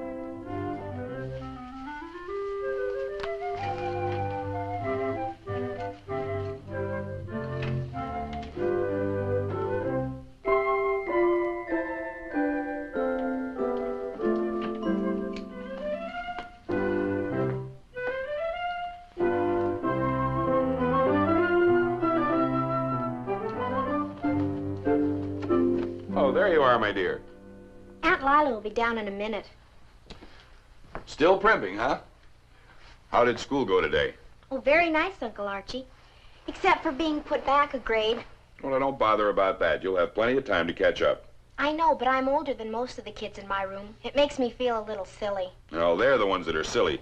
The older they get, the sillier they get. Now, maybe I could help you with your Latin, although it's been years since I've taught. To hear you talk, Archie, anyone would think you were a doddering old man. Well, I'm not as spry as I used to be, and that's for sure, as you young people would say. Everything's ready. Thank you, Katie. Did you see Val and Moselle today? Just for a few minutes. We're not in the same room, you know. Oh, that's too bad. You ought to bring them home with you some night for dinner so that you can get better acquainted. Anytime. Katie won't mind. Well, thank you, Aunt Lila, but I'll have a lot of homework to do if I want to make up my grades. Well, that's the spirit, but don't work too hard. You know, all work and no play makes Jill, a dull girl. Well, there's lots of things besides studying, Uncle Archie. There's basketball and gym and glee club, and this noon Jet and I had a sundae. Jet? We had lunch together. Why didn't you have lunch with Val and Moselle? Well, I met Jet first thing this morning, and we sort of agreed to eat together. She's lots of fun. Chip off the old block. Quite a character, Jim Maypan. Our grandfathers moved here at about the same time. Used to see quite a lot of Jim in the old days. Funny how folks drift apart. Too bad. Jet's a nice youngster, Annette. I'm very fond of her. But I think it might be better if you went around with Val's crowd. Yes, Aunt Lila. I understand.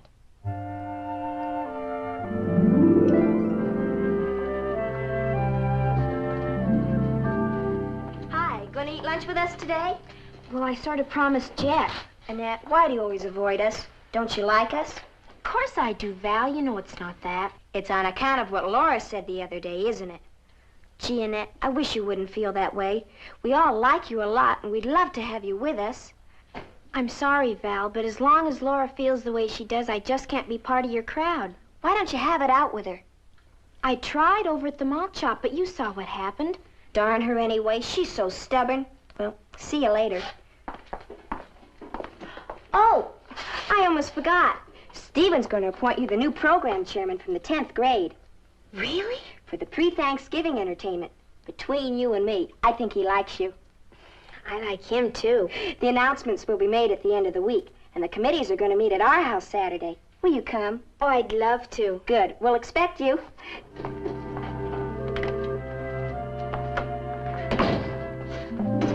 Everything's going to work out swell, Jill.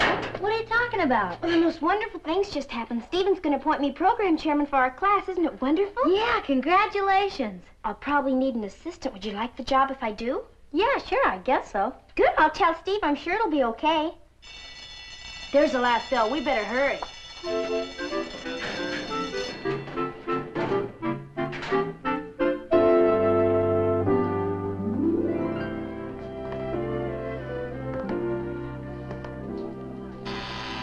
Come on in, it's open. Hi. Hi, Steady. Sorry I'm late. I just stopped for a minute at the malt shop. Needed a little nourishment, huh? You guessed it. Well, you didn't need to. Mother's in the kitchen now, supervising some sandwiches being made especially for you. Oh, good. I can use them after the meeting. Gang outside? Yeah.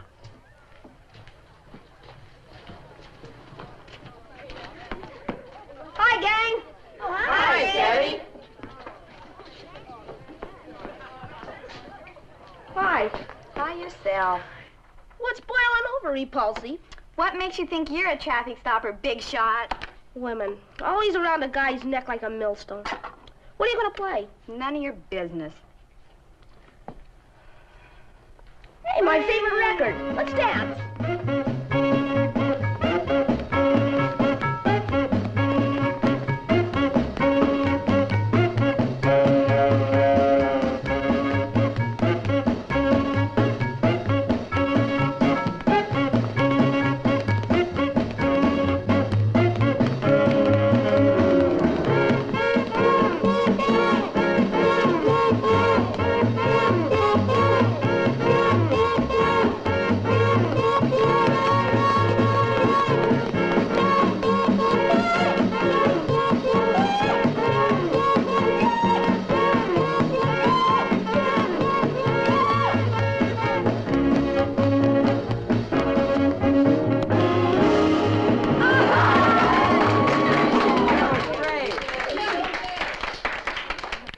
Okay, kids. Shall we bring the meeting to order?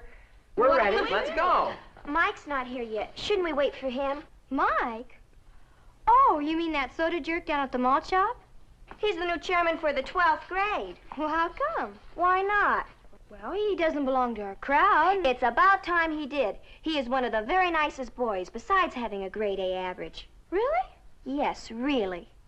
Okay, kids, break it up. Let's get down to business. Everybody grab a pencil and pad. The door was open, so I came on in. Oh, my. We were just about to get things started. Sorry to be late, but it seems the whole town suddenly developed a violent thirst just as I was about to leave the shop.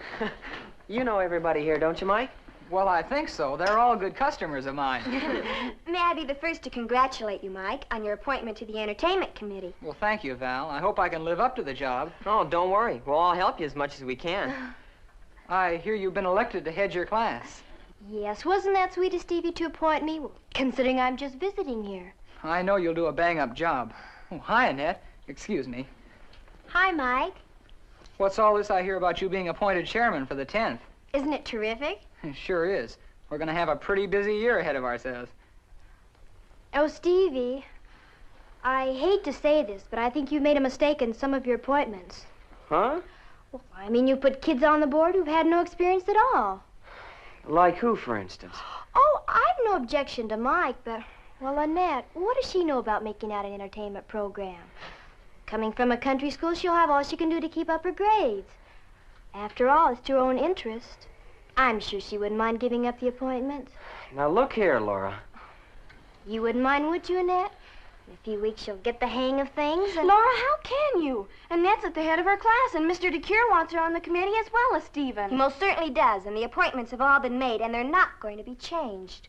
Oh, for heaven's sakes, you two, what's the matter? Do you have to make an issue out of it?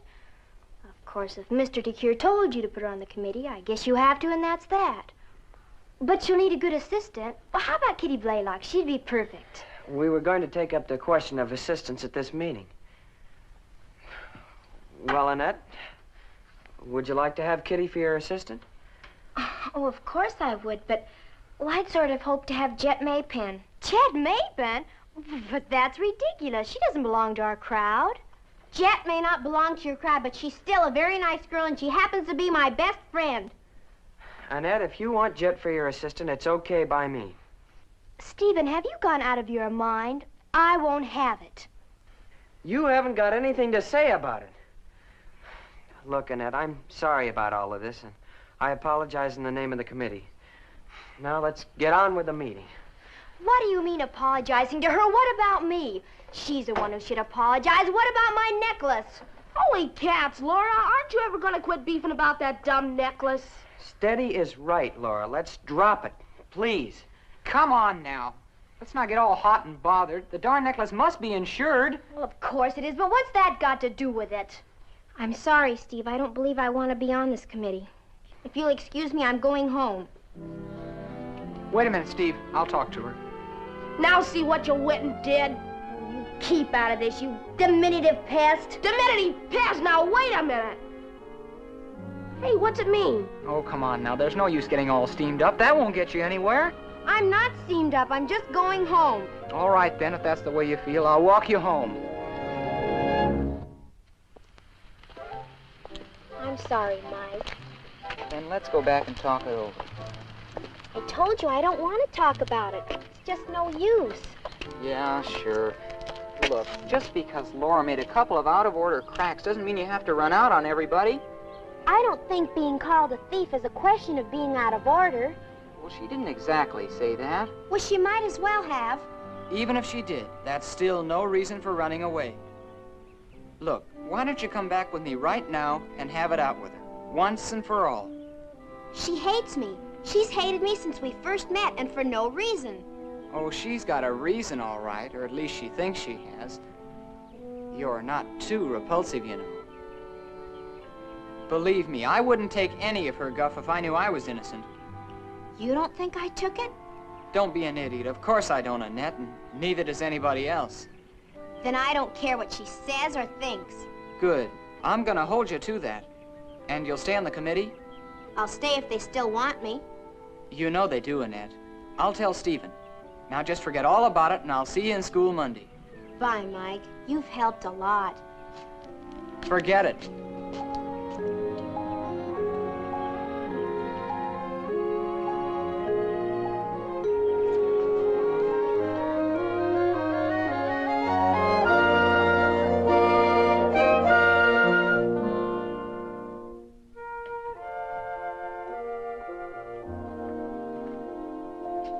Need any help?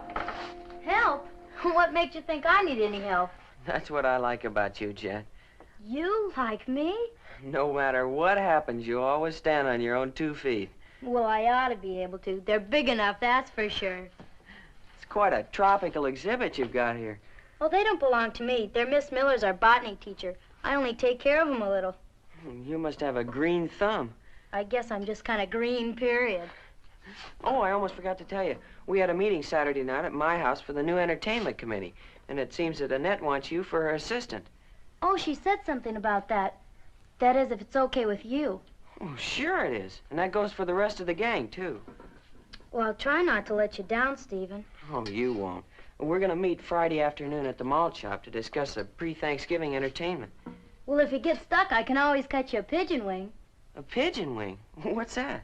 Oh, that's what Pop says the country folks used to dance before the good old rock and roll took over the jukeboxes. Sounds amusing. I might take you up on that.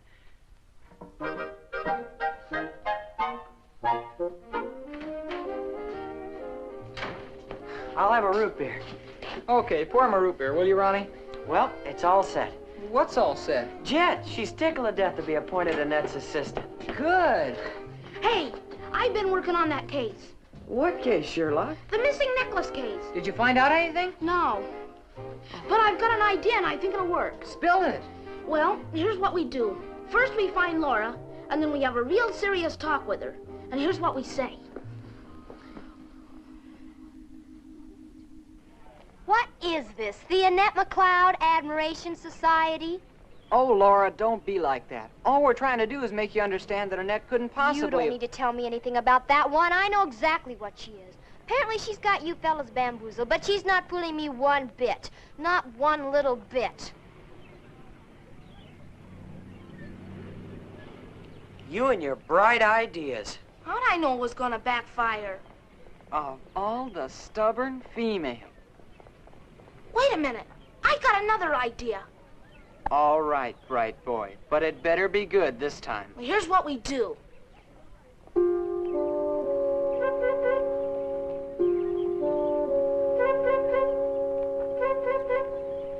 Sure, it'll work. Annette's a good kid. She's reasonable. She'll understand if you talk to her, Steve. Oh, no, you don't. I'm not getting myself in the middle. You got us, Steve. You're the student body president, aren't you? He's right, Steve. Okay. I'll have a go at it.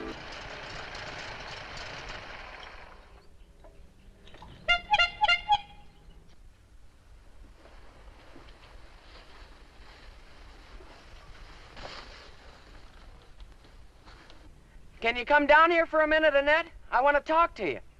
Just a moment.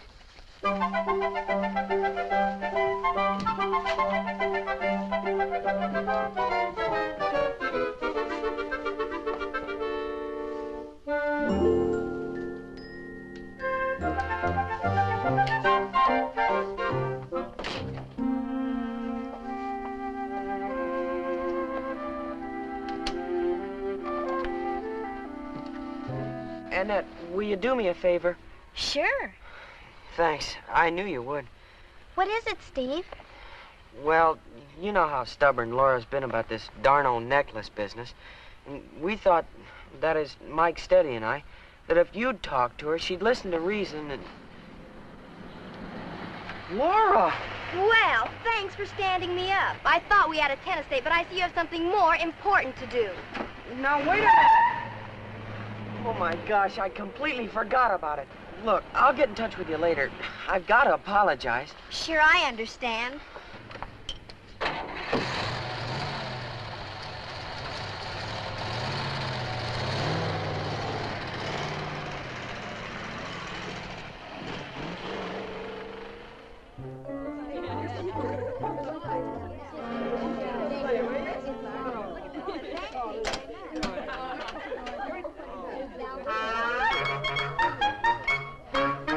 Okay, Jet.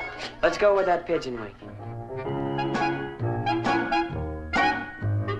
Left foot, right foot, turkeys in the tater field. Right foot, left foot, turn around and swing. Sidestep, breakaway, strutting to the beat. That's the way you do it when you cut a pigeon wing. Hay foot, straw foot, possums in the pumpkin patch. Straw foot, hay foot, while you dance and sing. Toe down, hoe down, then you tap your feet. That's the way you do it when you cut a pigeon wing. If you happen to be alone, it's a dance just one can do. But if you have a partner, it's a happy step for two. Left foot, right foot, buzzes in the cottonwood. Right foot, left foot, get into the swing. Heel toe, away you go, music's mighty sweet. That's the way you do it when you cut a pigeon wing. Hold it, kids. That was real good, Jet. Gee, thanks, Steve. Have a seat, Jet. Well, what's next on the agenda? Laura has a new song, and Annette and Mike, they've whipped up a number they'd sure like to do together. A duet, huh? Good. Shall we run through your song first? Well, it's a rather difficult number, Stevie. If you don't mind, I'd prefer a little more time to practice. Sure. How about you two? Well, we could do with a little more practice, too, but if you'll bear with us, we're game. Steady, be a gentleman and put a dime in the slot.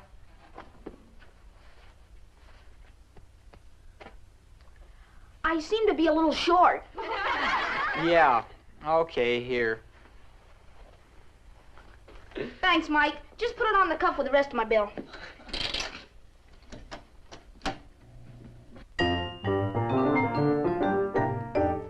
I'll put a dime or quarter in the jukebox slot. I'll pick a pretty platter, something that's sweet or hot. We'll drink a double malted, sitting on a stool, meeting at the malt shop after school. We'll do a little dancing when the music's right. I'll pick myself a partner, prettiest one in sight. We'll cut ourselves a carpet, yes, we'll play it cool. Meeting at the malt shop after school. I'll help you with your algebra. I'll help you with your math. When homework's done, we'll have a Sunday. I'll regret these calories one day. I will walk you home and maybe on the way I might hold your hand. But what'll my uncle say? From now until vacation, won't you make it a rule to meet me at the malt shop? I'll meet you at the malt shop. Meeting at the malt shop after school.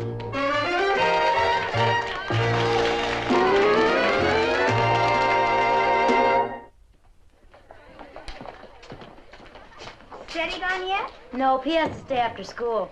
Oh, no, not again. What'd he do this time? Miss Miller asked him if he was planning to major in nuclear physics when he got to be a senior, and he said no. What's wrong about that? Does he have to take it? No, but he didn't have to mention he was going to major in whodunits. Oh, that goon. How long does he have to stay in? Until he finishes that chemistry deal he's been working on.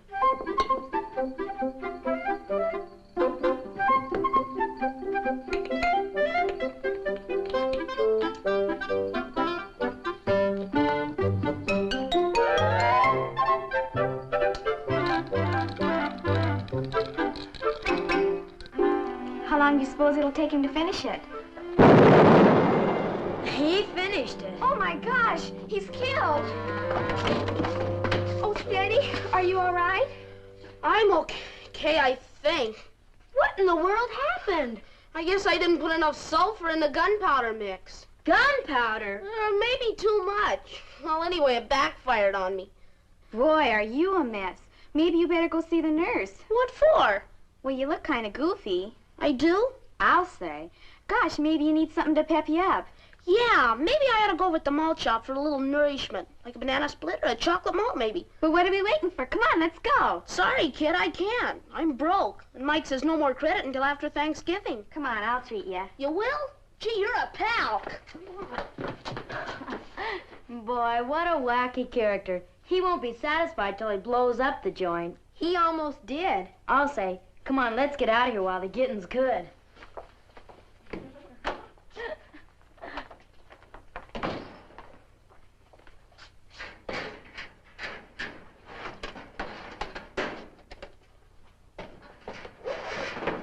Say, how'd you like to have company for dinner tonight?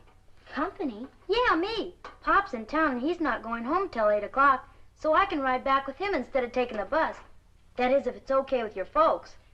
Well, I think it'll be okay with Aunt Lila. And Katie never minds sitting in extra place. Good, then you got yourself a deal. Katie and I are old buddies.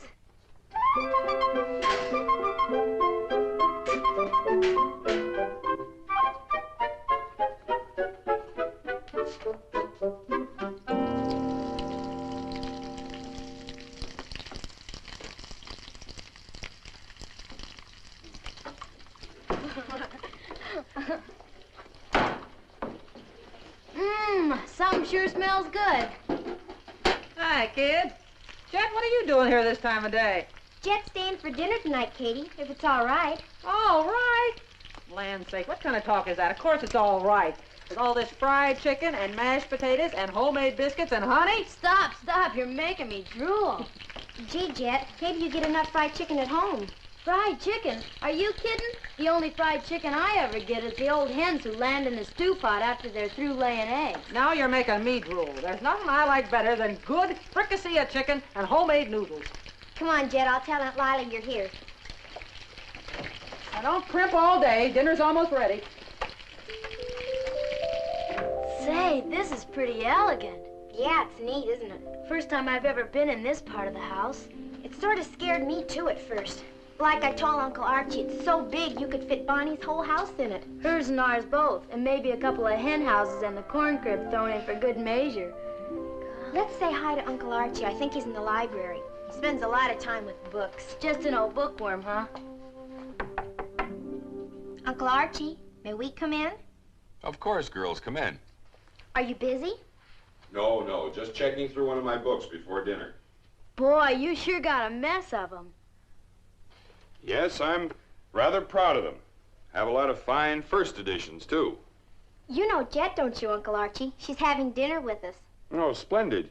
You do look familiar. I'm the gal who brings you your chickens and eggs. Oh, yes, of course.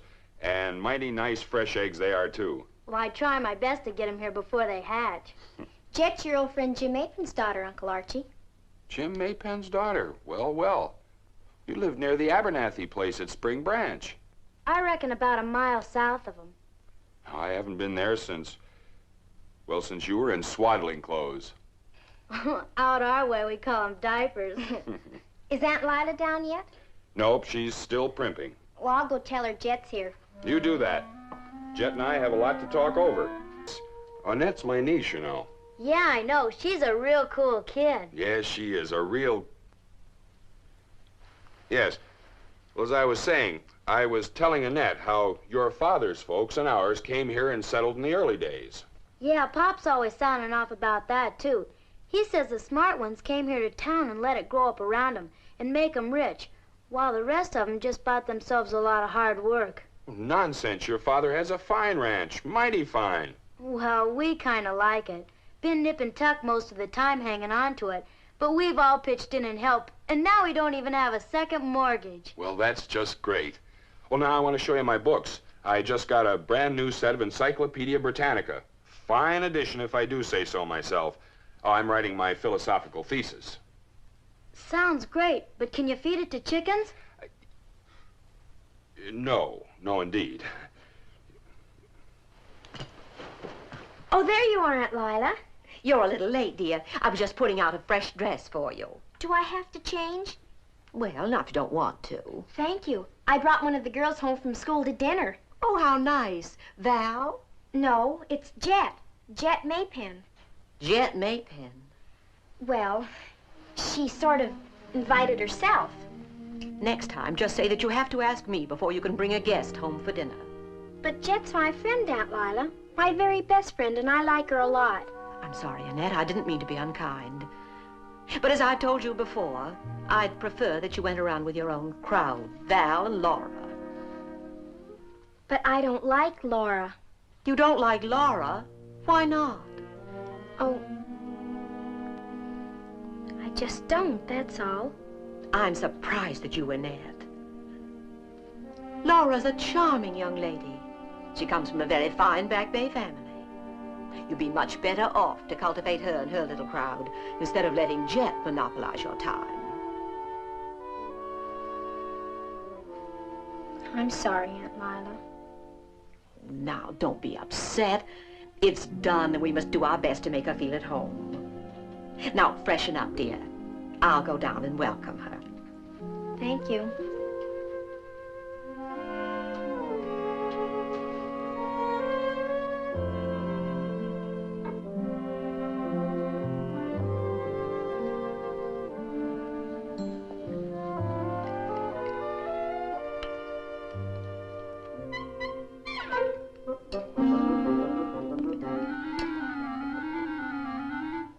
Slippery little rascal, isn't it?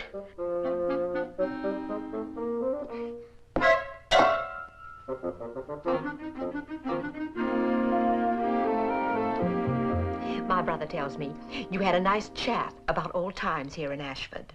We sure did, but we couldn't quite decide who was the smartest, the folks who stayed in town or the ones who moved to the country. It's fun living on a ranch. Yeah, there's a lot to be said about country life. There's something primitive about it, something old-fashioned and self-contained. Reminds me of... The wheaten loaves, the nectar, the honey, the purple grapes, the foaming milk is in the old Greek tales. Thank you. Don't mention it. As I was saying, food produced on man's own land. Ah, delightful. Reminds me of Bonnie's place. Makes me homesick. Say, why don't you come out and visit us some Saturday? Spend the day. Oh, I'd love to.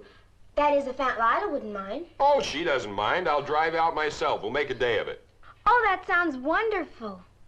There's nothing I'd rather do than have a nice long visit with Jim, talk over old times. How about next weekend? Fine. Saturday morning, bright and early. It's a deal. I'll tell Pop.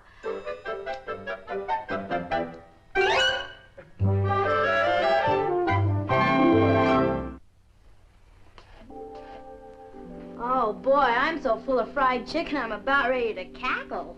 Yeah, Katie's a real keen cook. I'll say. You mean this is your room?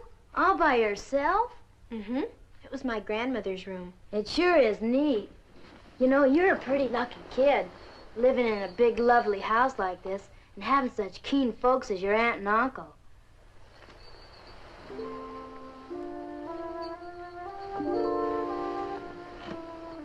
Yeah, I guess I am. But somehow I'm beginning to feel that I really don't belong here. What's biting you now? Oh, Aunt Lila wants me to go around with Val and Moselle. You mean instead of me? Oh, no, it's not that. It's just that she thinks I ought to be more friendly with Laura. That's schmo. Aunt Lila thinks she's nice. I take it you haven't told her about that necklace business, have you? No. Why not? I don't know. I guess I'm afraid to. She just wouldn't understand. Well, how do you know unless you tell her? Maybe I shouldn't have come here to Ashford in the first place. Maybe I ought to go home to Bonnie. Running out before you even put up a decent fight. I'm no match for Laura. She's so smart and sophisticated, I just don't know how to fight her. Well, you're gonna have to do it sooner or later. Look, why don't you just walk right up to her and look her straight in the eye and say, "Come on now, you. If you think I took that dumb necklace, say so in plain English. If you don't, put up or shut up." You sound like Mike. Then why don't you listen to him? Mike's a real solid guy, and he's had plenty of problems to face. You don't see him running out on anything, do you? No. Of course not. He knows the best way to lick a situation is to face it. And if you ask me, the sooner you do it, the better. Do what? Clip that green-eyed cat's whiskers.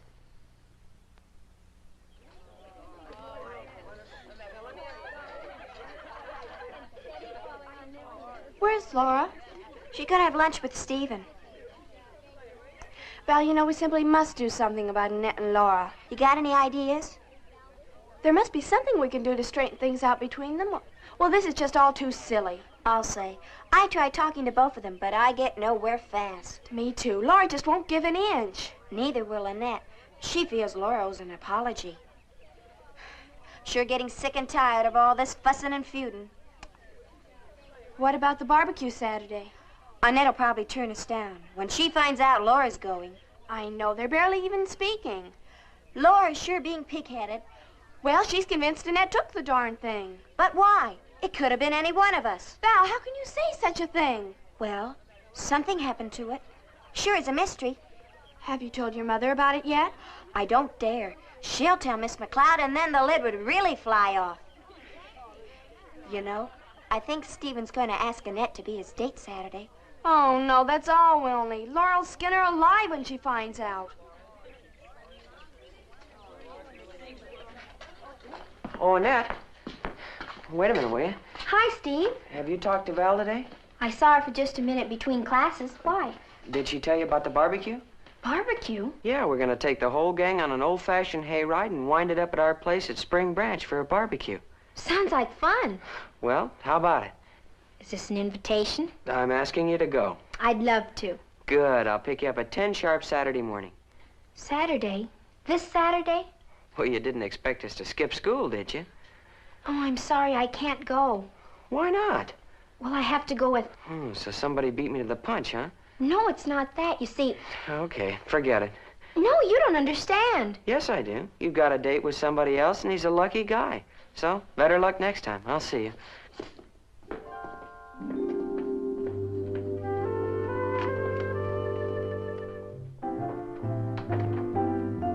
Hi, Mike. Oh, hi, Annette. Say, this must be my lucky day. I was just wishing you'd beat the mob. They're all making dates for the barbecue Saturday. Have you got an invitation? Yes, I do, but... Swell. Will you go with me? You're too late, old man. We're both out of luck. She's already got a date. No, I don't, Steve. Not the way you think. Oh, swell. You just don't want to go with me, huh? Or me? Oh, I'd love to have gone with both of you. But my uncle and I were invited to spend the day with the Maypens. Well, why didn't you say so in the first place? You didn't give me a chance. If I know your uncle, I'm sure he'd much rather stay at home and mess around with his books than go gallivanting out in the country.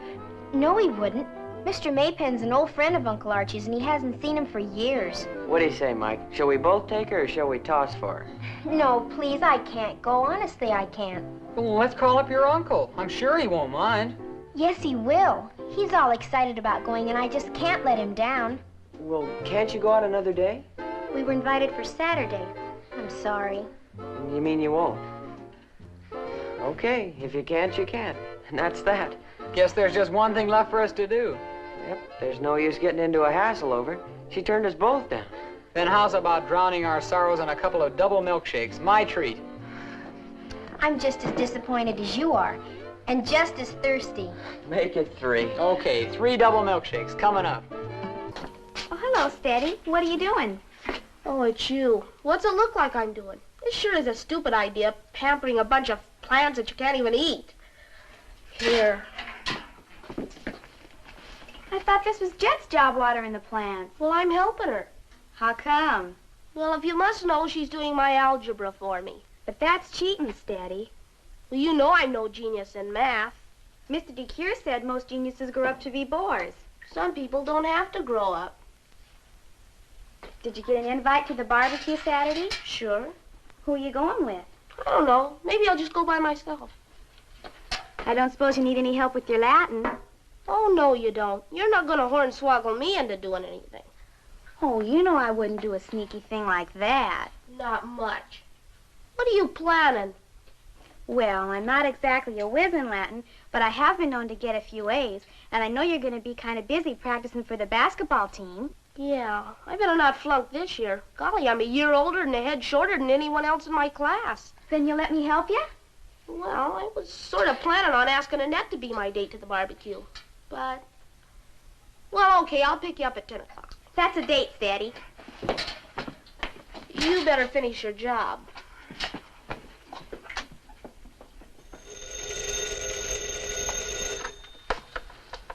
Hello? This is Annette. Oh, hi, Jet.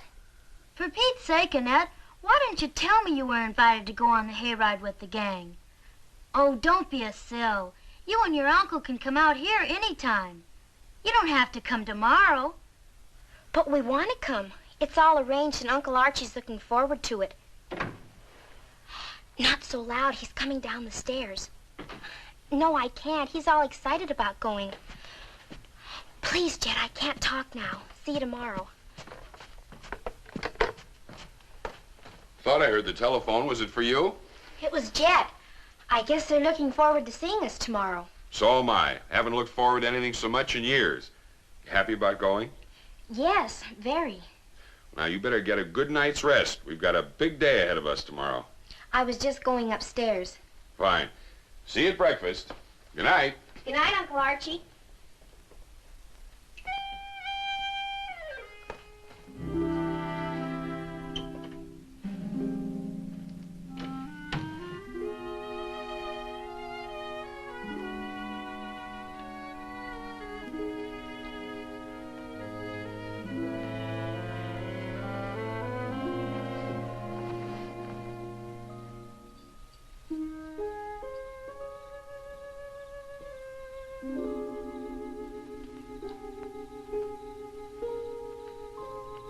I did right, didn't I, Bonnie? I would like to have gone with the kids so much. But I just couldn't let Uncle Archie down. No, I'm not gonna cry. I know what you'd say. No use breaking down over this. Just go to bed and go to sleep. You can think about it in the morning if you still want to.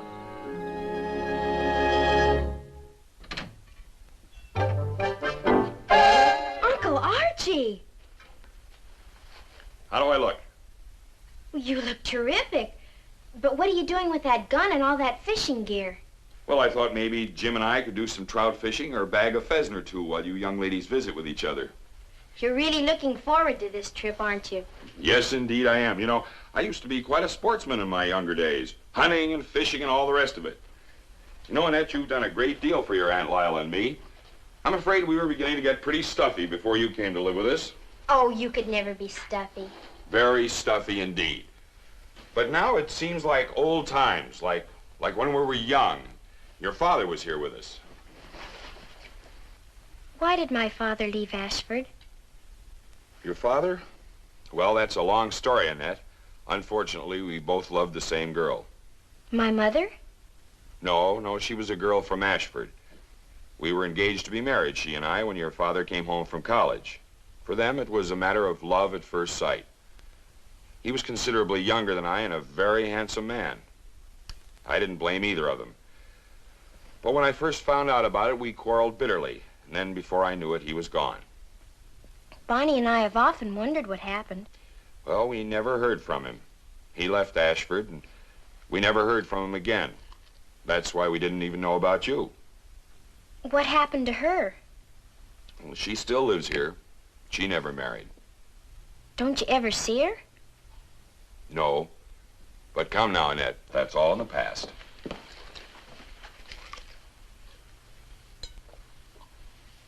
Well, now I've seen everything. Oh, Lila says I look like a page out of Stream and Meadow. Yeah? More like Harper's Weekly. You look terrific, just like a real sportsman. Well, thank you, Annette. You know, this reminds me of the days that I used to go hunting and fishing with my father. Yeah? You don't plan to do any fishing here at the breakfast table, do you? Oh, I'm sorry. Those were the good old days. Bear and deer hunting and small game and waterfowl. Oh, I can see it all now. The wood pigeons winging their way across an autumn sky. How come you never brought any wood pigeons home? And then there was the time that we went bear hunting in North Carolina. Oh, those were the days. And our hounds in full cry on a fresh bear trail. The chase lasted for 2 hours without let up. That must have been exciting. Oh, exciting indeed it was. You know, Annette, there's no music in the world like a good pack of singing hounds giving chase. Singing hounds? Singing. You should have heard them. I'll bet it made that old bear good and mad. Oh, indeed it did. And how he cuffed and growled when the hounds closed in. And the fights that followed, they were something to see. Yeah, well, then what happened? Katie, can't you see we're in a hurry? Now, take Miss Lila's tray up to her. Oh, now, Annette, come on, let's have our breakfast. It's a long trip out to Spring Branch.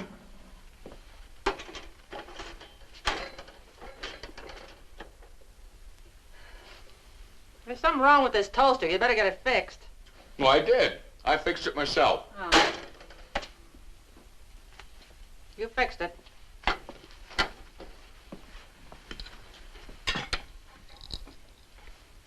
Have a nice time, Annette. Thank you, Katie. Don't get your feet wet, sportsman.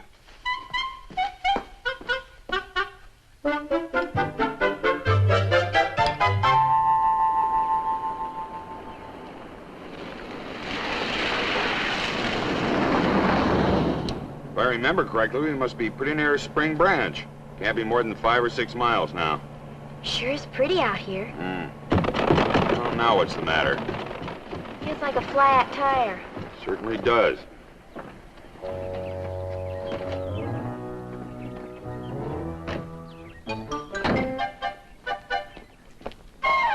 Oh, dear. Well, I just hope I can find the tools.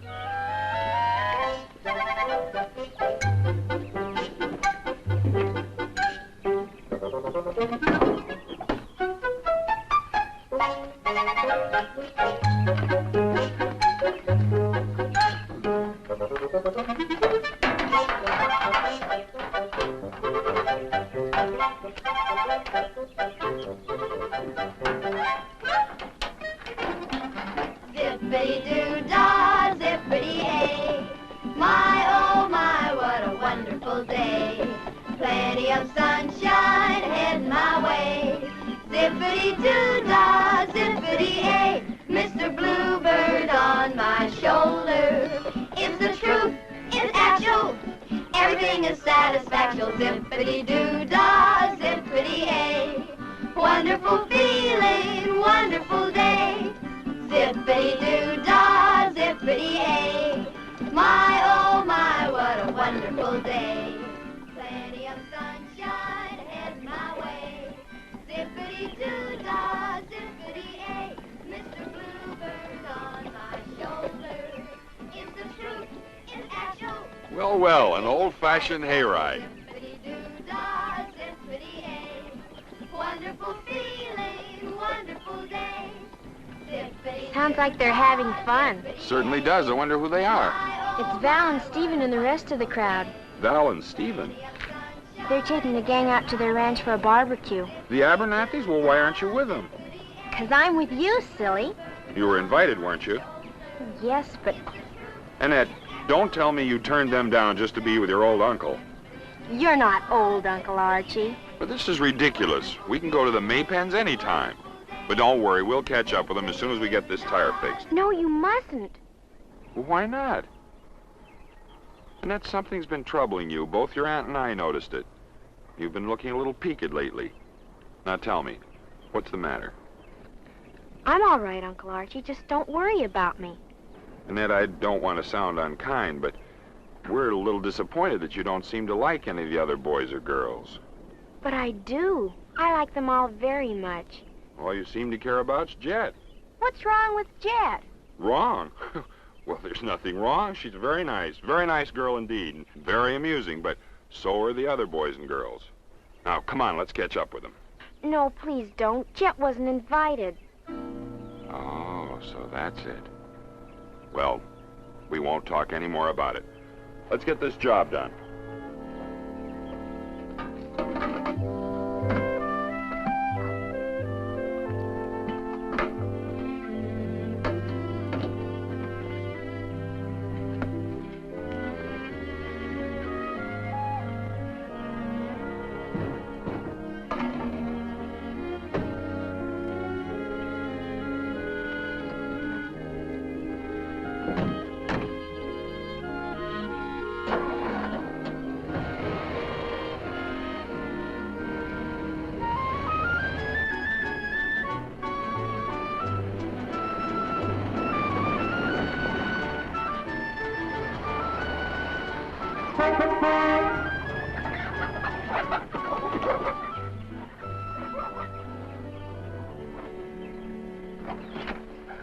Hi, Annette. Hi, Jet. Oh, Archie, it's nice to see you. Been a long time, Jim. Too long, much too long. Pop, this is Annette.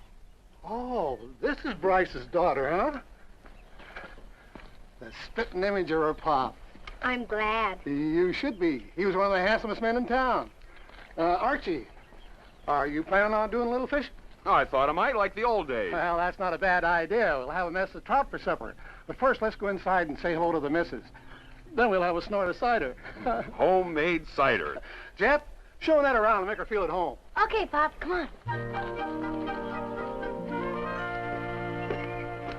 Camptown ladies sing this song, doo-dah, doo-dah. Camptown racetrack 5 miles long, oh, doo-dah day. Going to run all night, going to run all day. Bet my money on a bobtail neck, somebody bet on the bay.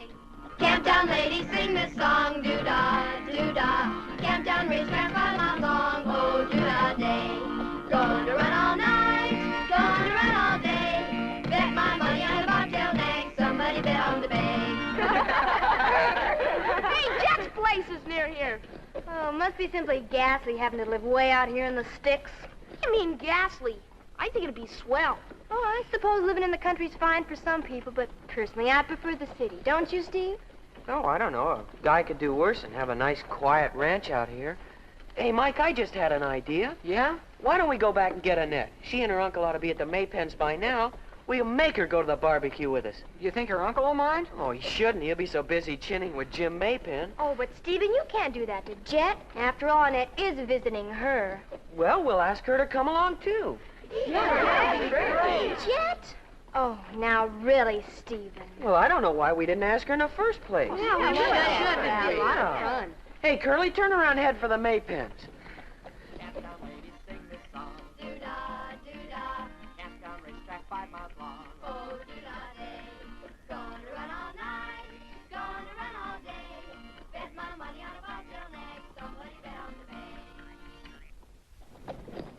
Oh, my darling, oh, my darling, oh, my darling Clementine, you are lost and gone forever, dreadful sorry Clementine. In a cavern, in a canyon, excavated for a mine, dwells a miner, 49er, and his daughter Clementine. Oh, my darling, oh, my darling, oh, my darling Clementine, you are lost and gone forever, dreadful sorry Clementine. In a cavern, in a canyon, excavated for a mine, dwells a miner, 49er, and his daughter Clementine. Oh, my darling, oh, my darling, oh, my darling Clementine, you are lost and gone forever. Hey, it's the kids going to the barbecue. Yeah, but they're going the wrong way. The Abernathy place is on the other side of us. They're coming here. In a cavern, in the canyon, excavated for a mine, dwells a miner, 49er, and his daughter Clementine.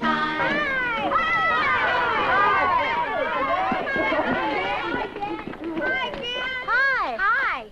Hi, Steve. Fancy seeing you here. We've come to take you and Annette to the barbecue, and we're not taking no for an answer. Steve, you know I can't go. Oh, now, just a minute. Of course you can. That's nonsense. Nice of you fellows to stop by for them. Thanks, Mr. McLeod. We wanted Annette to come along all the time, but she refused to stand you up. Ridiculous. Perfectly ridiculous. Now you run along. Well, if you're sure. I insist. Give Jim and me a chance to talk. Well, let's get going. Come on, Jet. Oh, you don't have to take me along, Stephen. Don't be silly. I want to. Come on. Have a good time.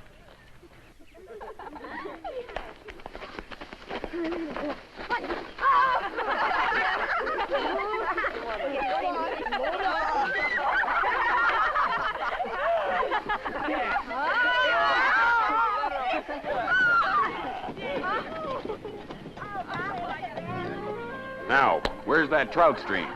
Right where you left it the last time we went fishing, 16 years ago.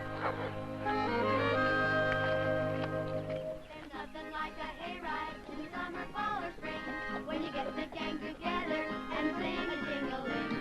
Nothing like a hayride and songs of memory, so let's all sing together in real close harmony.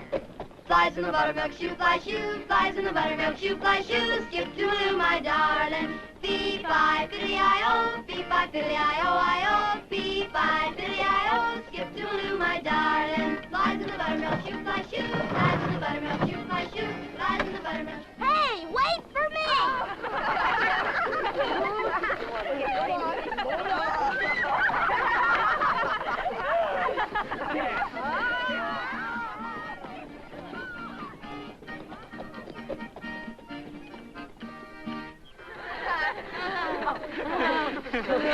Hey, Annette, how's about singing a song for us?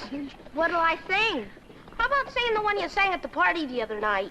Oh, no, not that sentimental thing. Oh, come on now, Laura. It was a good song. Go ahead and sing it, Annette. Yeah, but just put a little bit more oomph into it. You guys accompany her, okay? Oh, sure. How will I know my love? How will I know my darling? Whipper will give me a sign. How will I know he's mine? How will I know my love? When he walks through the pine tell me for true. Help me to find him, do. Will I meet him in the autumn? Will the hills be green with spring? Will he take my hand in summer and make me a clover ring? How will I know my love? How will I know my darling? Oh, Mr. Moon up above, how will I know my love? How will I know my love? How will I know my... Hey, Annette, how's about singing a song for us? What'll I sing? How about singing the one you sang at the party the other night? Oh, no, not that sentimental thing. Oh, come on now, Laura. It was a good song. Go ahead and sing it, Annette. Yeah, but just put a little bit more oomph into it.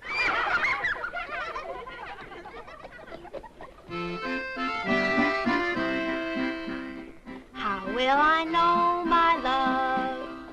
How will I know my darling? Whipper will give me a sign. How will I know he's mine? How will I know my love? When he walks through the pine woods, mockingbird tell me for true. Help me to find him, do. Will I meet him in the autumn? Will the hills be green with spring? Will he take my hand in summer and make me a clover ring? How will I know my love? How will I know my darling? Oh, Mr. Moon up above, how will I know my love? How will I know my love? How will I know my darling? Oh, Mr. Moon up above, how will I know my love?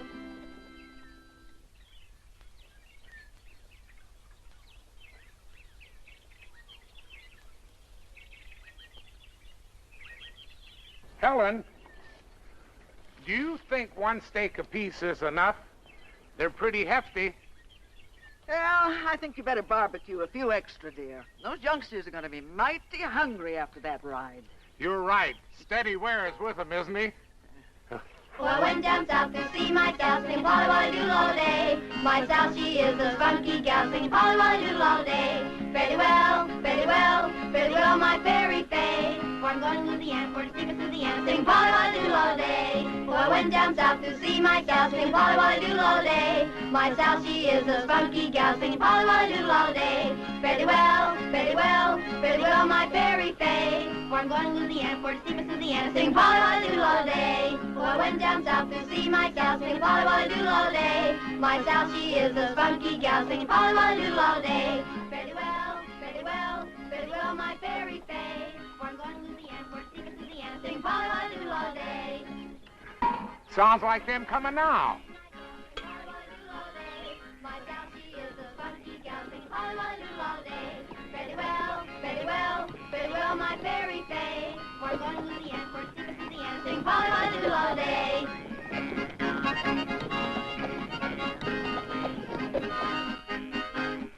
They must be having a good time. The racket they're making. Come on.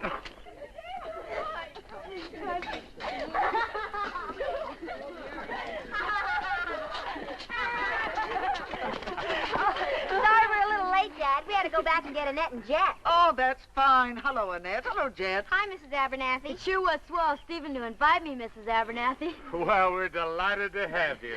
You should have been with us, Mother. We had simply loads of fun. And we're all going to ride back in the moonlight tonight. Oh, that sounds like fun. Maybe I'll go along with you. All right, girls, you can help me set the tables, and the boys can help Mr. Abernathy with the steaks. Come on. Did she say steaks? She sure did. But you'll have to wait a few minutes. We didn't want to put them on until you got here, Steady. Okay, boys, let's up and at 'em. I'll get the record player.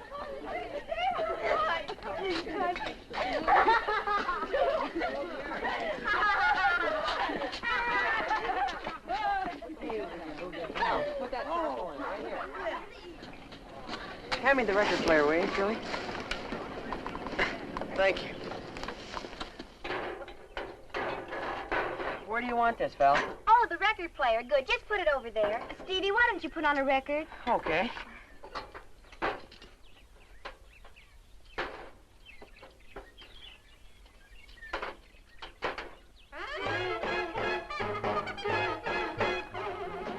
Boy, these steaks sure look good. Which one can I have? Well, now you take your pick, Steady, and just toss it on the fire.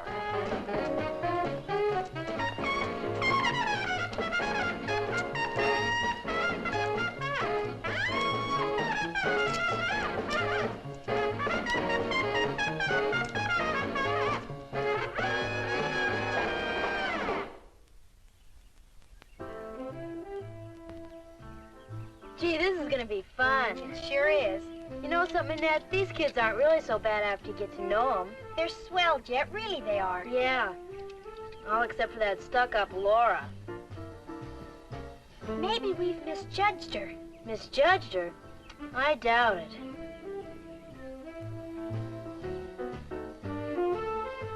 I wonder what Steven sees in her. Well, she's pretty, and she's smart and sophisticated. Sophisticated? I'll bet she wears mascara.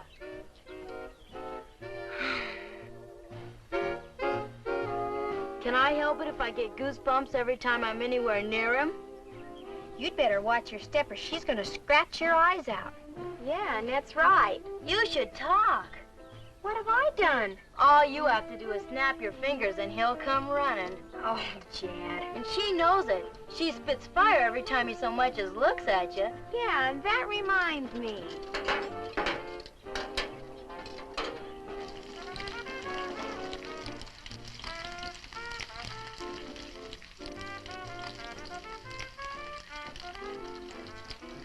Oh, Steady!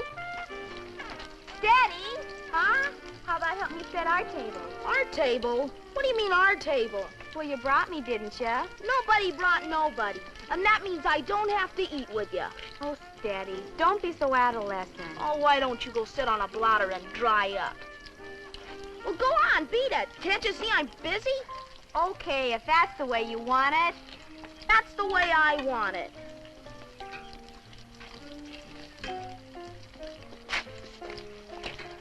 Steady, is that any way to treat your best girl? She's not my best girl, and I'm getting sick and tired of having her around my neck. Everywhere I go, there she is, tagging along. I'm a haunted man, that's what I am. And you love it. I'm gonna put my foot down. That's what I'm gonna do.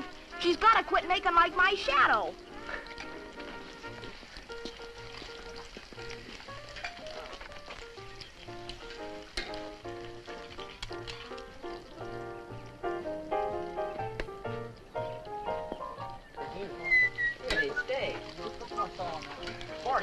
Oh, Stevie, I want to get some pictures for my scrapbook. Go ahead, shoot. Oh, you idiot. Will you get in this too, Drew? And you too, Mike. What do you want to do, break the camera? Would you two fellows please get out of the picture?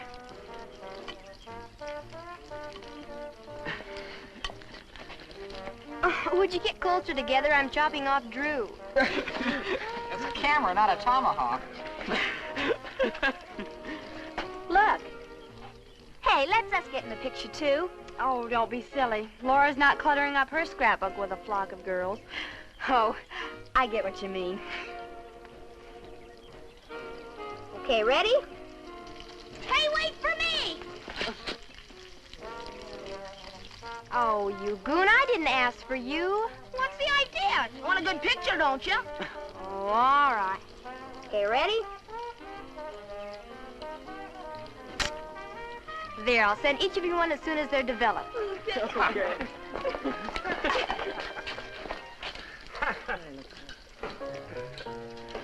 Why don't you young folks get in some dancing while the steaks are cooking? Oh, thanks a lot, Mr. Abernathy. I'll watch. You watch this big one for me, won't you, Mr. Abernathy? Sure I will. I'll look after your interests there, Steady. Thank you.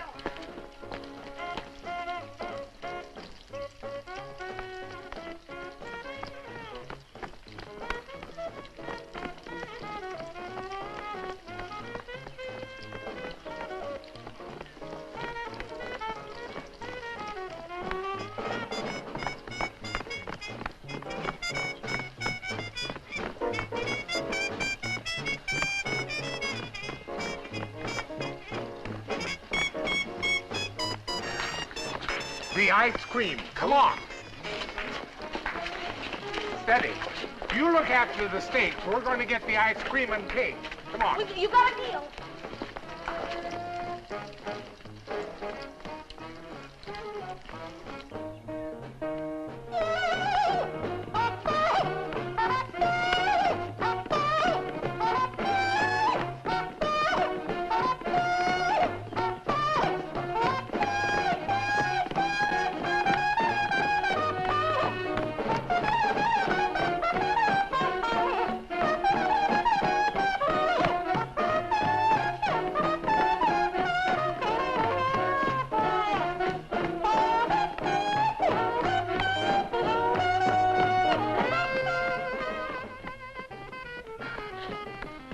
Oh, Stevie, have you forgotten that I'm the girl you brought? Well, don't be silly, Laura. Nobody brought anybody. Look, Steve, I've had just about enough of this. Enough of what? Enough of her. And I think it's about time you and everybody else knew. Oh, I know you refuse to believe anything against her, but you might as well know Look, Laura, this is no place for an argument. Now, if you'll excuse me.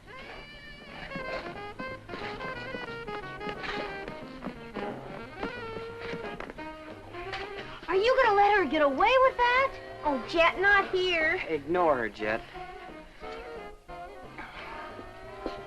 Oh, Stevie, this is all too silly. Well, that's one way of doing it. I don't know what you're talking about. Come on, Stevie, we don't have to stand for this. That's right, chicken out. Jet, don't. Okay, since you asked me, I'll tell you what I'm talking about. I've had all I'm gonna take of your hinting and whispering and talking about Annette behind her back. You're either gonna say it out or else. Come on, say it. Are you gonna let her talk this way to me? Okay, Laura. Look, you don't want to really make a scene here now, do you, Jet? What about her insinuations? Jet, not here. Come on, Stevie. Oh, no, you don't. Say it, I dare you. Get your hands off me, you country bumpkin. Say it. Gee whiz. Say it, say it. Here, you two girls. Stop it, do you hear? All right, I'll say it. She took my necklace. She what? Take that back. You better take that back. Atta girl, Jet, give it to her. She's been asking for it. You keep out of this, you sawed-off little runt. Oh, yeah? Are you gonna say it? Take it back. Hurry up. Walt. Take it back. I dare you. Take it back.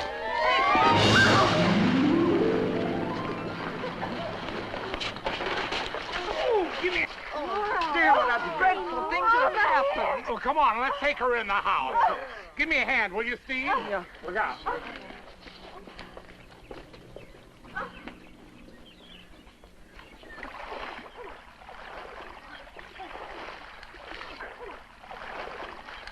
Are you all right, Jet? Don't worry about me. I'm all right.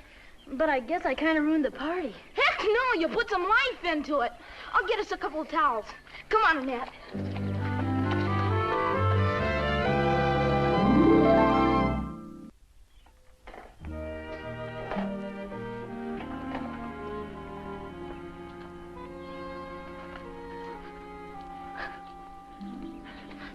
No, Jet. Take it easy. Come on now. It's all over with. She had no business calling Annette a thief. I know. But you didn't have to knock her for a loop.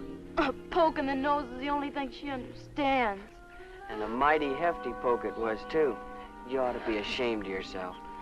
Well, she had it coming to her. She's been after Annette ever since she came to Ashford. Beating her up isn't the answer, Jet. I'll do it again if she makes any more cracks about her. Okay, but don't get yourself all riled up about it. Come on now, dry those tears. Let's see if we can get you some dry clothes to put on.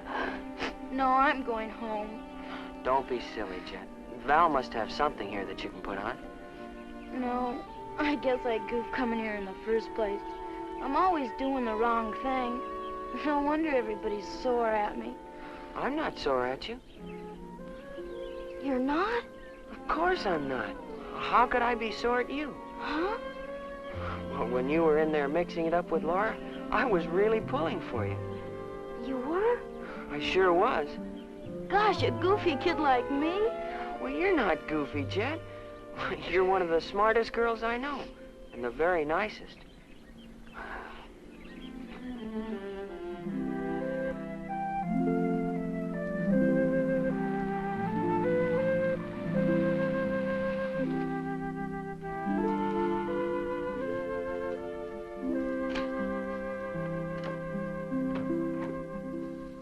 you're home early. Did you have a nice time? Is anything wrong? Well, there was a little trouble. Nothing to worry about. Trouble? What kind of trouble? Now, don't get all excited. I'll tell you about it later. Annette, why don't you go up to your room, and we'll talk it all over in the morning. All right, Uncle Archie. I'm sorry about everything. Poor kid. She's so upset. Oh, Archie, for heaven's sakes, tell me what happened. Have you been in an accident? No accident. Nothing at all. But Archie, for pity's sake, stop beating around the bush and tell me. The child was white as a sheet. Oh, it's a shame. It wasn't her fault.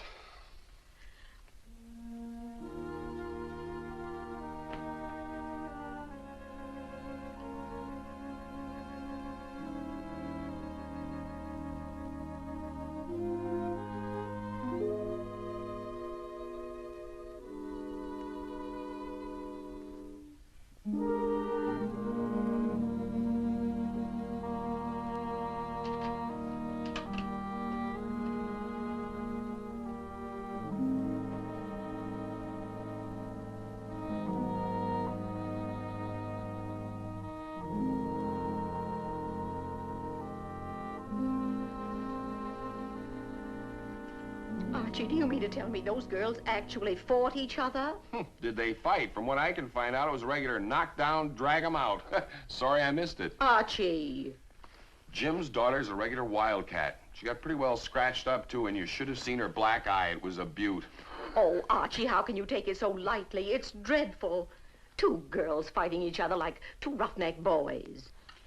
From what I could find out, Laura Rogan was considerably messed up, too.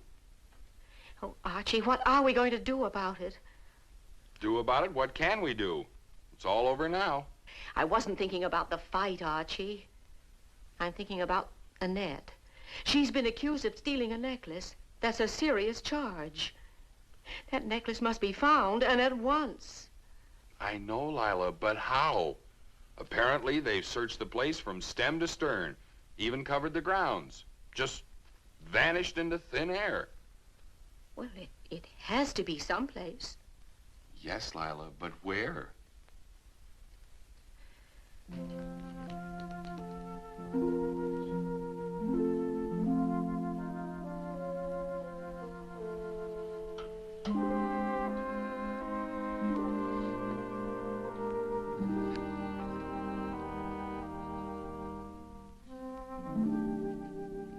Well, I should have known this morning that something was wrong when she didn't want to go on the hayride. Yes. And now I can understand why she didn't want to go around with Val and Moselle and the others. Poor kid, carrying that burden all by herself all these weeks. Archie, we failed her. What are we going to do? I don't know. But I'll think of something.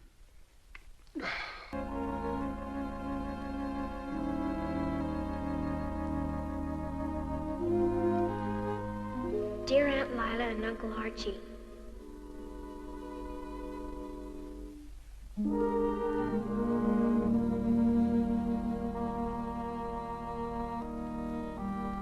I'm sorry about the fight, really sorry.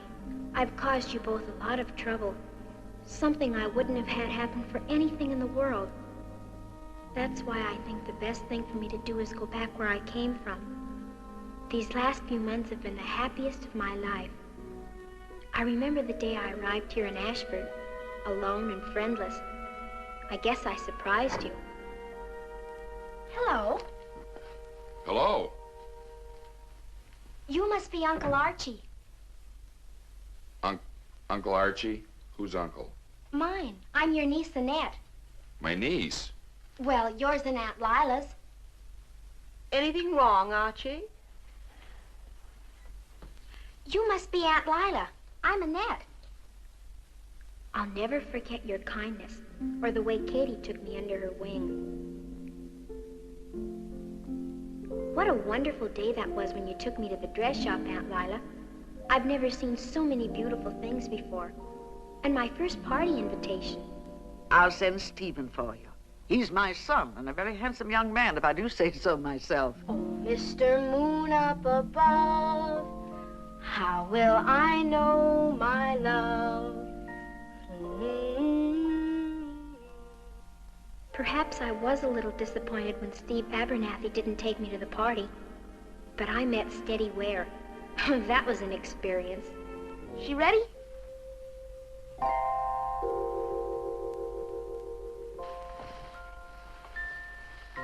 Jeepers.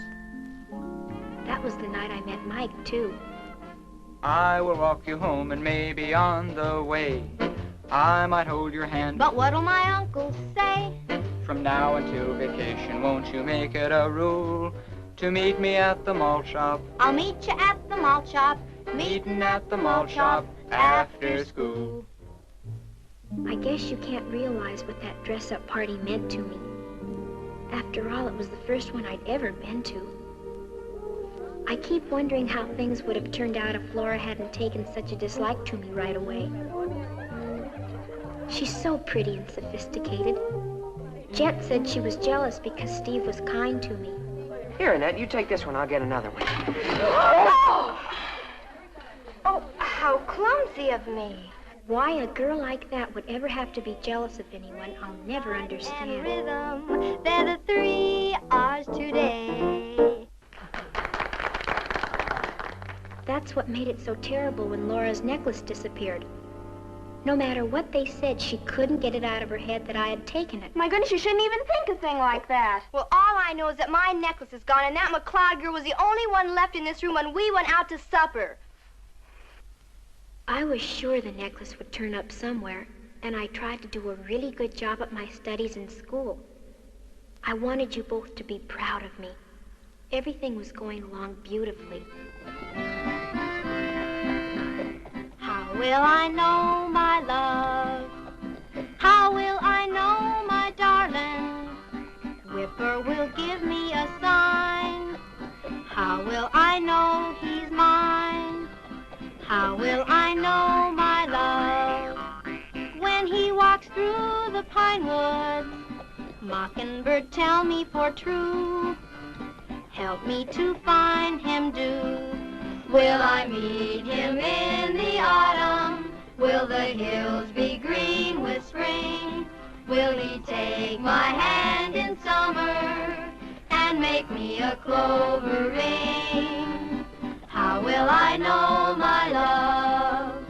How will I know my darling? Oh, Mr. Moon up above, how will I know my love? The hayride started out to be lots of fun. But then Laura saw Steve being nice to me, and the trouble started all over again. Oh, Stevie, have you forgotten that I'm the girl you brought? Well, don't be silly, Laura. Nobody brought anybody. Look, Steve, I've had just about enough of this. Enough of what? Enough of her. And I think it's about time you and everybody else knew. Oh, I know you refuse to believe anything against her, but you might as well know Look, Laura, this is no place for an argument. Now, if you'll excuse me. Jet's been a wonderful friend. I know sometimes she does things and says things which aren't right, but she does them because she thinks I need someone to stand up for me. I've had all I'm gonna take of your hinting and whispering and talking about Annette behind her back. You're either gonna say it out or else. Come on, say it. Are you gonna let her talk's way to me? Okay, Laura. Look, you don't want to really make a scene here now, do you, Jet? What about her insinuations? Jet, not here. Come on, Stevie. Oh, no, you don't. Say it, I dare you. Take your hands off me, you country bumpkin. Say it. Gee whiz. Say it, say it. All right, I'll say it. She took my necklace. She what? Take that back. You better take that back. You're gonna say it? Take it back. Hurry up. Take it back. I dare you. Take it back. I don't want to cause you or Jet or my other friends any more trouble. That's why I know leaving Ashford is the best way for all of us. I just want you to know I love you very much, and I love Katie, and I'll miss you all terribly. Please forgive me. Lovingly, Annette.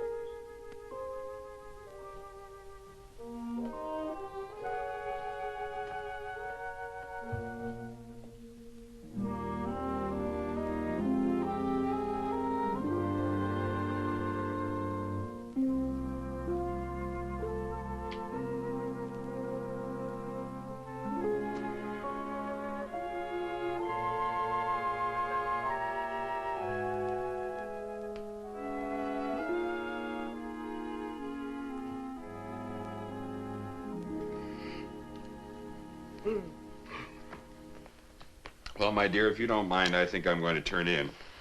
I'm tired. Yes. It's been a terrible experience for both you and Annette. I think I'll look in on her and say goodnight. Oh, I wouldn't do that, Archie. I wouldn't disturb her. She's had enough for one day. Oh, you're right.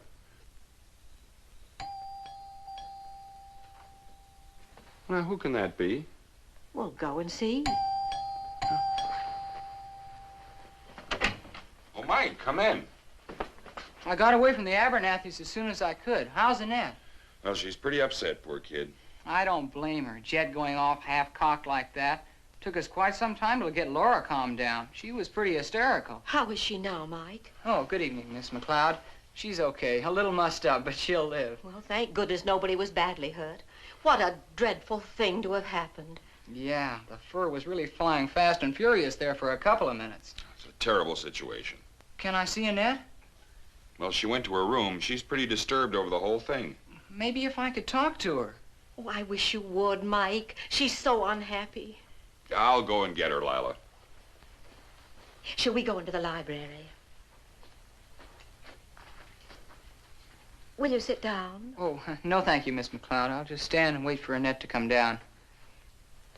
Did you know about this necklace business before today? Oh, yes, I knew about it all along.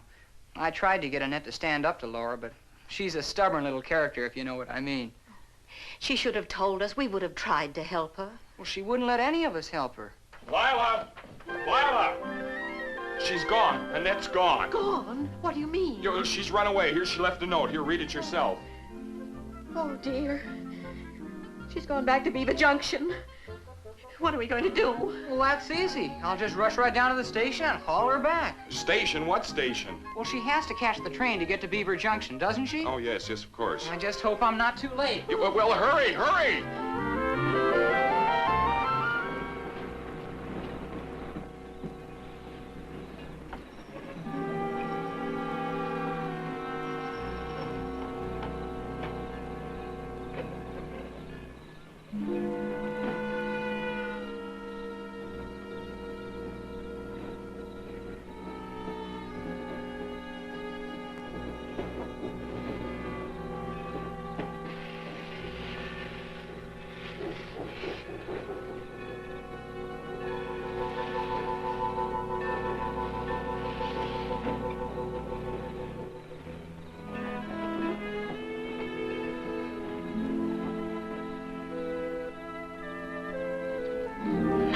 Scared me.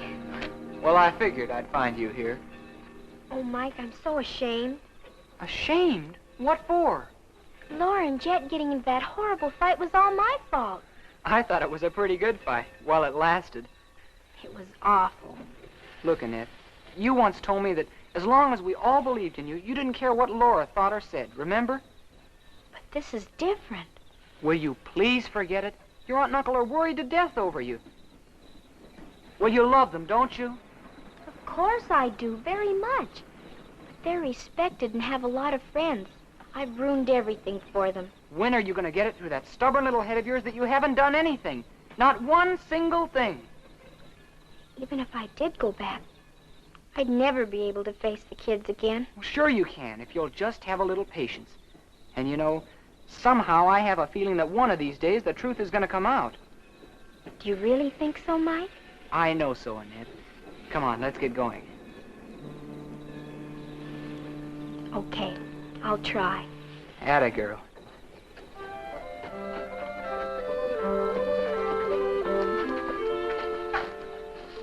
Why do I let you boss me this way? Because you know I'm right.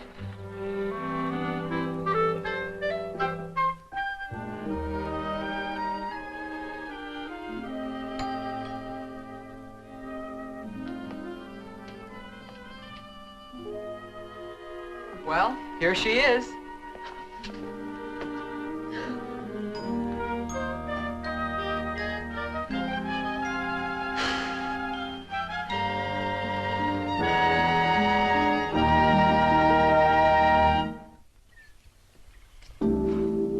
Hey, Annette. Hi, Steve. Well, did you make it through the weekend okay? Yeah, I guess so. Gee, Steve, I'm sorry about what happened at the barbecue Saturday. Yeah, a flock of nice, fat, juicy steaks sure went up in smoke. Have you seen Jet since the... The fight? Yeah, I stopped over Sunday morning at the Maypens to see her. She's fine. Oh, good, I'm glad. You and me both. She's really a good sport. I'll say, going to bat for me like that.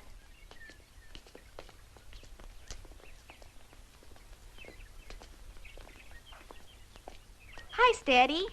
Don't you ever give up. Don't you want the Latin I did for you? Oh, sure, thanks. I forgot all about it over the weekend. No wonder. That was the real wing-ding Laura and Jet pulled out there at the barbecue. You can say that again.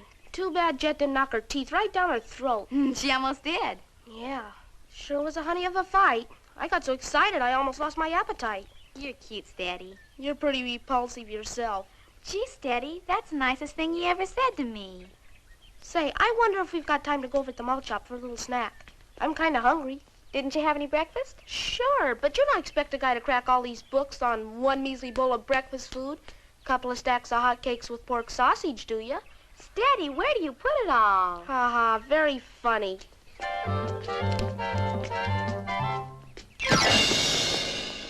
Oh.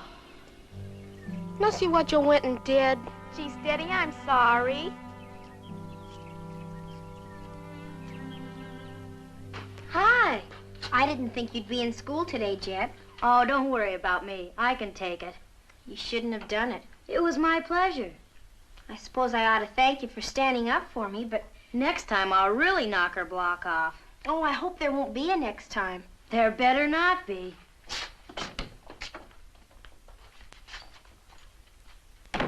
Oh, by the way, where's Laura? Well, she won't be in for a few days. She's not sick, is she? Well, not exactly. Let's just say she's a little indisposed. Oh, I catch. What a wildcat Jet Mapen is. Well, in all fairness, Laura's been asking for it. She's asked once too often. Still, she insists Annette took it. I know. Mother offered to buy her another necklace, but she wouldn't hear of it. Said it's the principle of the thing, not the necklace. Oh, she's being so pig-headed. Maybe I shouldn't say this, Moselle, her being your house guest and all, but I wish he'd go home. You know something? So do I. You couldn't sort of throw out a hint, maybe? Oh, it wouldn't do any good. Laura's made up her mind to finish the semester here, and once she makes up her mind, you might as well try to move the Rock of Gibraltar.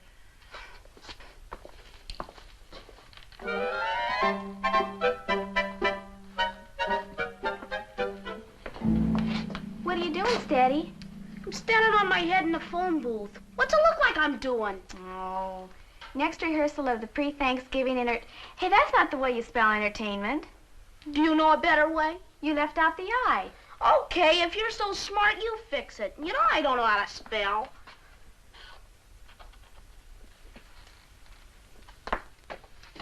I hope it doesn't end in another brawl. What? The rehearsal. There you go again. What are you gonna be, a pessimist all your life? No, but you know as well as I do some of the kids aren't too friendly after that hassle at the barbecue. Yeah, well, all I can say is they better get friendly. We gotta get this entertainment rolling, man, pronto.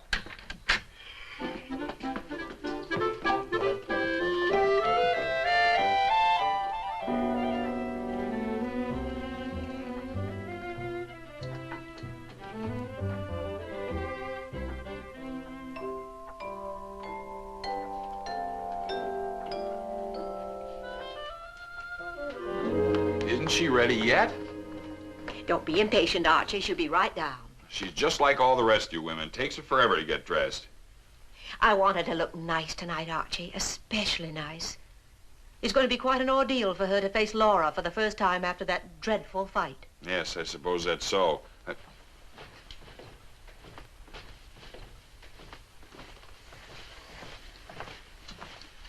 Aunt Lila, I've been thinking. Maybe I shouldn't go to this meeting tonight. Well, why not? Well, Laura's gonna be there. Well, she better not start anything or I'll finish it for her. Archie. Oh, no, Uncle Archie. I've caused you and Aunt Lila enough trouble. Well, she better not provoke me. You're not gonna be there. Jet's gonna be there, and you know how she feels about Laura. Well, she better not provoke her either. You don't have to go if you don't want to, dear. Of course she does, Miss Lila. Katie's right, Aunt Lila. I do have to go. Laura's gonna be there all semester, and I'll be running into her all the time. So I might just as well start facing her right now, no matter what she says or what she does. Atta girl!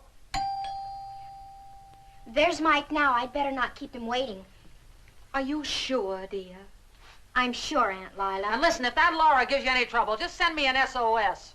Thanks, Katie, but I won't need any help. Not this time. We leave the door unlatched for you.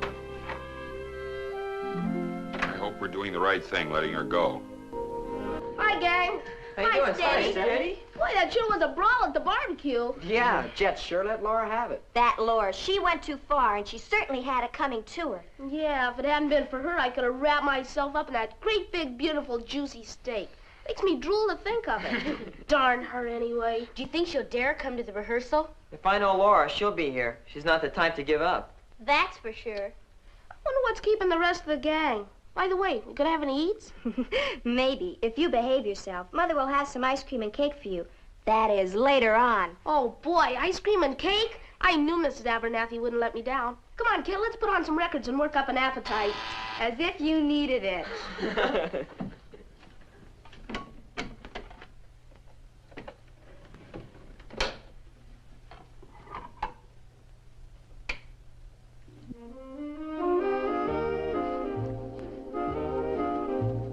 Uh-oh, here comes the menace.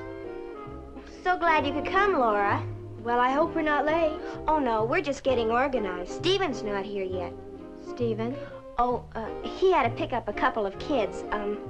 I think I hear them now. Hello, everybody. Hi. Can I park that for you, Laura? Of course you may. Oh, gosh, thanks. About time you got here, leaving me to do everything. Sorry, sweet. We stopped to pick up some records. You know I'm no diplomat. Oh, you mean Laura? Is she here yet? I'll say she is. You didn't think for a minute she wouldn't be here. Annette, remember what you promised me. Come on, let's get rolling. Hi, kids. Hi. Shall we get on with the rehearsal? Steady, turn that thing off, would you? Sure. Turn it off, will you, kid?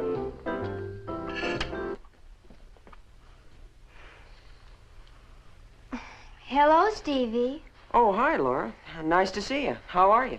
Oh, I'm fine. Good. Say, how about starting off with your song? We haven't heard it before, you know. I'd love to, Stevie. You gonna play your own accompaniment? Well, of course.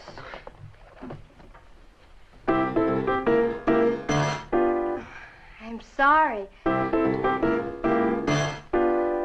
This piano needs tuning. You can say that again. Wait a minute. It's not out of tune. There's something in here. Hit that note again.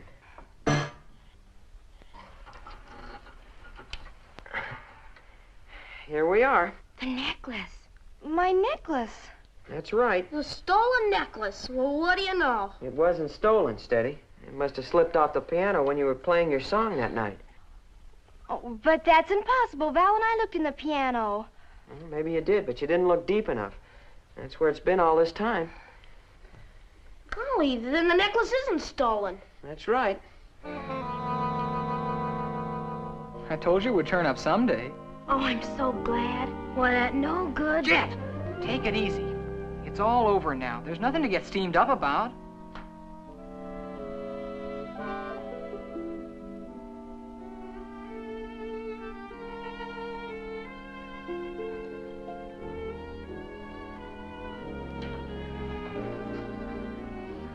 I guess I owe you an apology, Annette. I'm sorry, really I am. That's all right, Laura. I don't know what I could have been thinking of, making an accusation like that. You were a new girl, and you were the only one left here in this room when we went out to supper, and well, I guess I just jumped to the wrong conclusion. Well, that can happen to anyone. Well, is it too late for us to be friends? I'd like to be your friend if you'd let me. Try me. I'd love to. Thank you, Annette.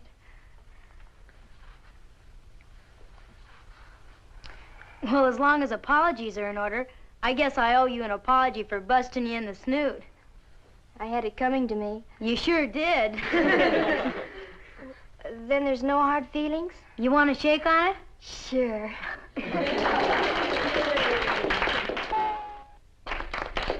Well, now that everybody's apologized to everybody, why don't we get on with the rehearsal? Oh, yeah. Great. What do you say? Will you sing your song for us, now that the piano's been tuned? No. Huh? I won't sing that one, but I'll sing another one. It's a song I used to sing quite a lot. It's called Don't Jump to Conclusions. Oh, yeah, I remember that. It used to be a hit. I haven't sung it for a long time. Maybe I should have.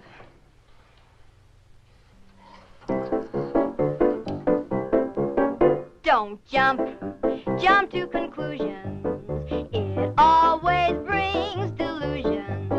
So be careful, gals and guys. Take this tip and you'll be wise if you want to minimize confusion. Don't jump to conclusions. Now, in the city where I lived, I had a careless friend who started across the street so happily. He thought because the light was green, no car would cross his path. Oh, but that's where he was wrong, unfortunately, because he jumped and got contusions by jumping to conclusions. So be careful, gals and guys. Take this tip and you'll be wise if you want to minimize confusions. Don't jump to conclusions. We had a country square dance and a dozen village boys asked by Cousin Kate to take her there. But Kate, she waited till too late to pick her date because she thought she'd rate the local millionaire. She jumped to conclusions and shattered her illusions. So be careful, gals and guys. Take this tip and you'll be wise if you want to minimize confusions. Don't jump to conclusions. You've heard about the race between the tortoise and the hare, and how the hare lay snoozing in the sun. Well, this is the exception to our rule, 'cause Mr. Hare, he should have kept on jumping till he won. He should have jumped to the conclusion. I don't get it. That's confusing. I'm just kidding, gals and guys. What we said before was wise if you want to minimize confusion. Don't jump to conclusions. When a problem comes to you, take your time and think it through. And whatever else you do, don't jump to conclusions.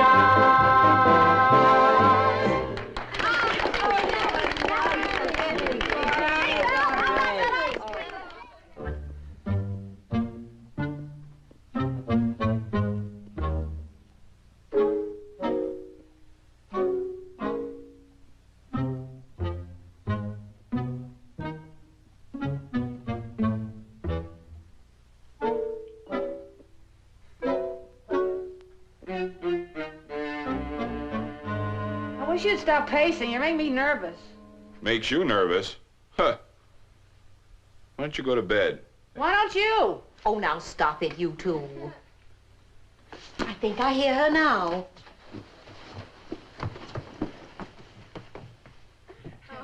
What? She's laughing.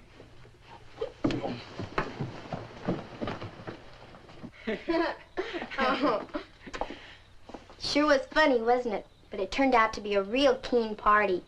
I'll say, and there's going to be a lot more like it. Well, I guess I'd better get on my horse. It's quite a hike back to the old homestead. Thanks for taking me to the meeting, Mike. Okay. Oh, remember about our date.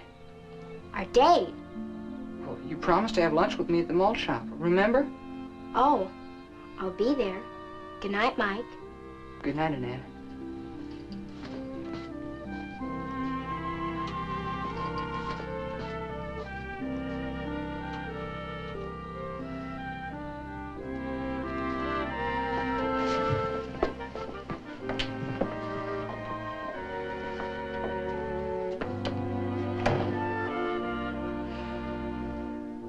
Oh. Well, how did it come off? Oh, I had a wonderful time, Uncle Archie. We found the necklace. It was in the bottom of the piano. And Laura apologized, and Jed apologized, and we're all friends again. And I'm going to have lunch with Mike on Monday. I'm so happy. I'll be doggone. Oh, Annette, I'm so glad. Well, now, this calls for a celebration. How would you like a nice glass of warm milk? Well, that would be swell, Uncle Archie. Well, don't stand there sniveling. Go get it. Katie, you heard me. Go. Aye, aye, sir. About time she showed me some respect. Should we have it in the library? Do you mind if we have it in the kitchen, Uncle Archie? Not at all.